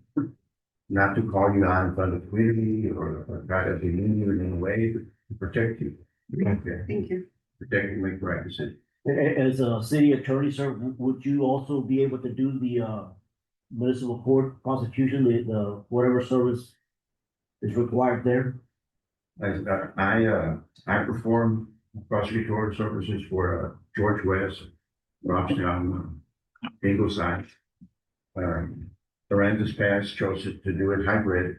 I'm the city attorney, and I think Pablo Valdez, the ex-DA from Corpus, he does the prosecuting there, Lorenzo's Pass. But I could certainly do both. But in this case, I think the motion was to reassign Mr. Kubicek as a prosecutor. So currently, right now, he's here to be prosecuted. Yes, sir, and we're required to give them a 30-day notice, and that way we can do that. And dispense of the services and then begin fresh review. And then that would be the method I'd like to hire, my hiring to do both city attorney and prosecutor. So you've already made the motion, Naomi. Has somebody seconded? Second. So Naomi appoints Oh. Mr. Ansanse. I'm sorry, go ahead. I think we don't even know what his compensation is, what. What? If I'm gonna do. Apparently, it doesn't matter. Well, it does. So that's okay. It does. Naomi made the motion He's still talking. and Dominic is seconding it. He's still I'm talking. not bringing it up because, again, we want to be transparent, maybe at the right now. If I'm gonna do both services, what you're looking at is 3,500 a month, for you to do your prosecutorial service and your, city attorney. And Yeah. how much does Mr. Kubicek charge us? 1750. And only for prosecution. So we're But doubling. Keep in mind with my Okay. services, I'm not gonna be sitting there and being silent. You're not gonna have to have the, other law firm sitting here charging you By the minute. by the minute. Every 6 minutes. I'm gonna prepare your ordinances, I'm gonna prepare your resolutions, I'm gonna be available for each one of you, you contact me. You have to pay those rates, and I don't know what rates, but I know those law firms can be very expensive. Okay. And y'all don't want to send out for requests for information. You're just gonna appoint somebody?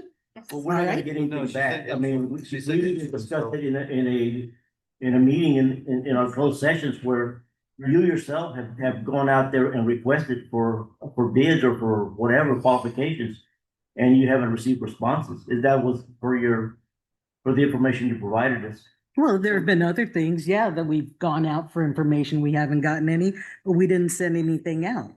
But that's okay. But this is for. But that's this is okay. For interim. So, Angela Sáenz Arevalo, Robert Garcia, Dominic Hernandez, Naomi Hernandez, Alfonso Solis.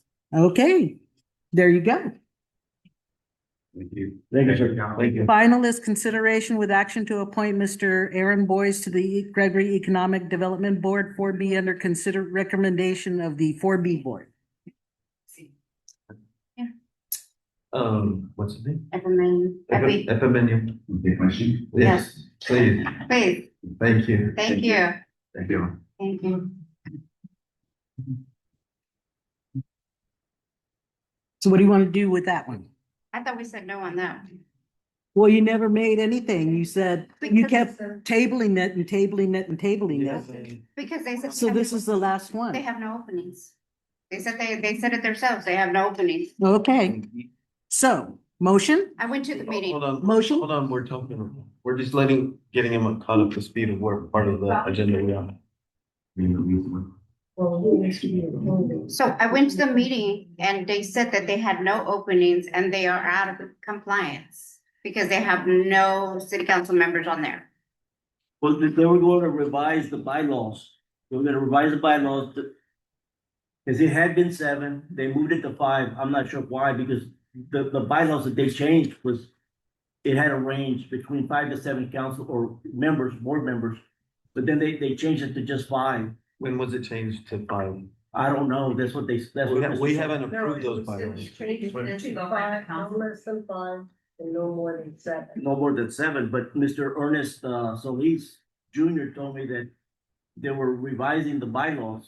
Well, we haven't approved those bylaws, so it's irrelevant at this point, so there's still 7. There's still 7. Yeah. So but you haven't approved it. You, the council, they came before council, you approved them, We so approved now he wants to go back. 7. He wants to go back to the original bylaws, which is 7. Let me check with the state comptrollers on that, because I know they have requirements, and if we fall under that, they won't, because once you pass your bylaws, we gotta send it to the state comptroller so that they can have them, and if there's any deficiencies, they'll kick it back, right? Well, So, they're out of compliance right now. They did say that. They did tell us that they are out of compliance because they have no city council members on there. So that's what they did. They did advise us that at that last meeting that I went to, that they are out of compliance. They had to get with city council at least, because I did go ahead and put in an application for the 4B. And I think Robert, I don't know if you did, Robert. Well, I don't believe that I need an application because the council can appoint and remove any board member that they want. I mean, when you apply for something, it's for consideration, possible acceptance, or possible denial. In this case, that option's not available. If the council agrees to appoint me and Naomi or anybody to that board, it's passed, and there's no question, in my opinion. So I'm not sure where that's coming from. Okay, let's take the non-council members. Well, then in that case, well, yes, we can have that requirement to vet the applicants. Yeah. But if it's a council member that we're appointing, there's no question about whether they approve it or not. They have no choice. It doesn't matter if the president says no or any of the council members say no, that they don't have that choice. right, And if they're not comfortable with us being on the board, we'll vote them out. I mean, it's that simple. I agree. That's the way it works. You all make the appointment, you can remove with or without cause at any time. Yes. So if we can't get that changed to 7, I'm gonna make a motion to remove the 2 council members or former council members that are on there. They're no longer council members, and we need to make room for 2 council members. So, I mean, that needs to get done very quickly, or So- we make the motion today, right now, that, hey, we remove those 2 guys and we step in. Yeah, because I think that the bylaws require that we have at least, was it 3, 2 or 3, depends how you word it, or no more than 3 council members on the panel. It's no more than 2. Okay. Within that 5 members of the state. But Ernest said that Ernest said that they had changed the bylaws to only 5. And Ernest is the 4B. Chair. He's the chair. He said they had He's the changed the president. bylaws to the 5, to 5. But that hasn't been presented to us for Yeah, approval. final approval, you guys have final, Mhm. final say so. Right. Well, it was approved, but it was the previous council that approved it. So they didn't, No, well, we just Dominic recently saw approved. it, but, We just well, no, recently you approved. weren't here. No, yes, I was. I was here for it. For the vote? Yes, I was here for the vote to approve the bylaws, the last ones that we just had. because it has 5 to 7. But now they're saying that they want to revise that to 5 only. But but it hasn't come up to it. But it No. hasn't come up for It said that five, portion. no, they were Hasn't gonna come do up it for 7, He's gonna. but it's already 5 to 7. But at the moment, it's what, 5? No, no less than 5 and no more than 7. So right now they have 5. So now And so they have then- 5, so that they can appoint 2 council members and make it even 7. So right now, there's 2 individuals that are on there that they're ex-council members. So they're, right, so those need to be removed because they're no longer representing the council. They don't need to appoint, council. Okay. But they have room for 2 more because it's 5 to 7. It's just easier to remove. It's them. 5 to 7. So that way, Right. there's no conflicting or conflict. Right. Now, the ones that are not council members, the way other cities have done that is they open it up maybe on the web, on the city website. And say, okay, those interested, submit their interest within 2 weeks, give them a deadline. And then you all can decide, okay, we had 6 or 7 applicants or people interested, and you all at the meeting decide which you appoint. But that wouldn't be applicable to your council members, because that's y'all. Yeah. So what do you want to do with this last one? So this be easier just to make the motion for the 2 previous council members to be removed from 4B and appoint 2. Okay. 2 currently. Wait, that'll be on the next agenda. No, but we can do it on this one. Right? You can do it when it's here. Because right now, Yeah, right now it's something else. You have to either, It's worded as, this is dealing only with Mr. Aaron Boyle. Yeah. Right, I'm gonna table it for next agenda. Okay. We'll make a motion to, is it postpone or table for next? You can table it, and, if we know the next meeting date, give that date.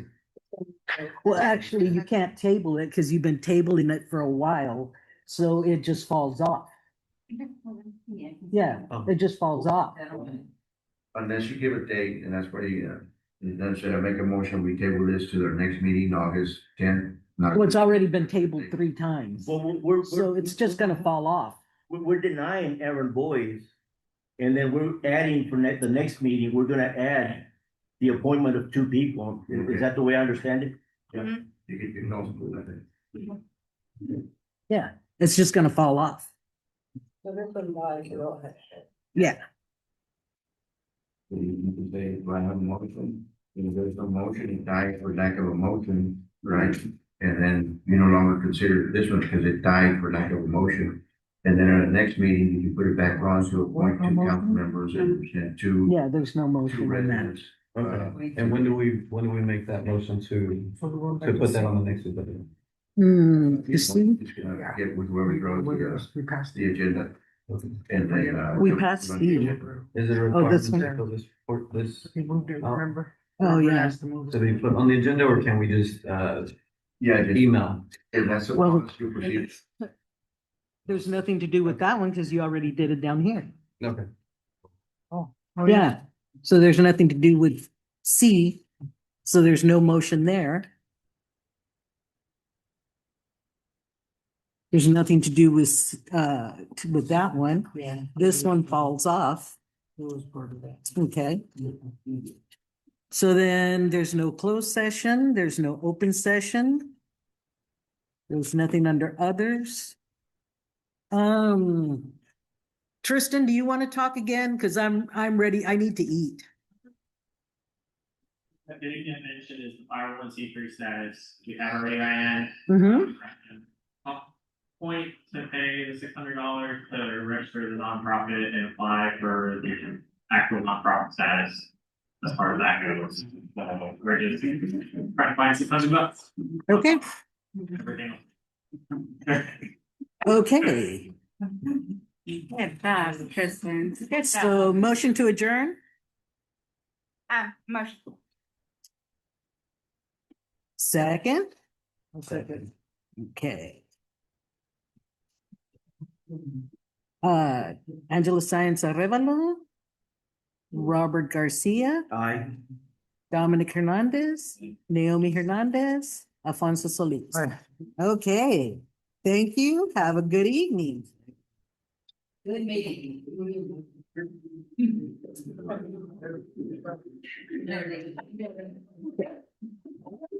What time is it? It's almost 10 o'clock. Oh, bedtime. Hey, man, you know what? We're not quitters. We can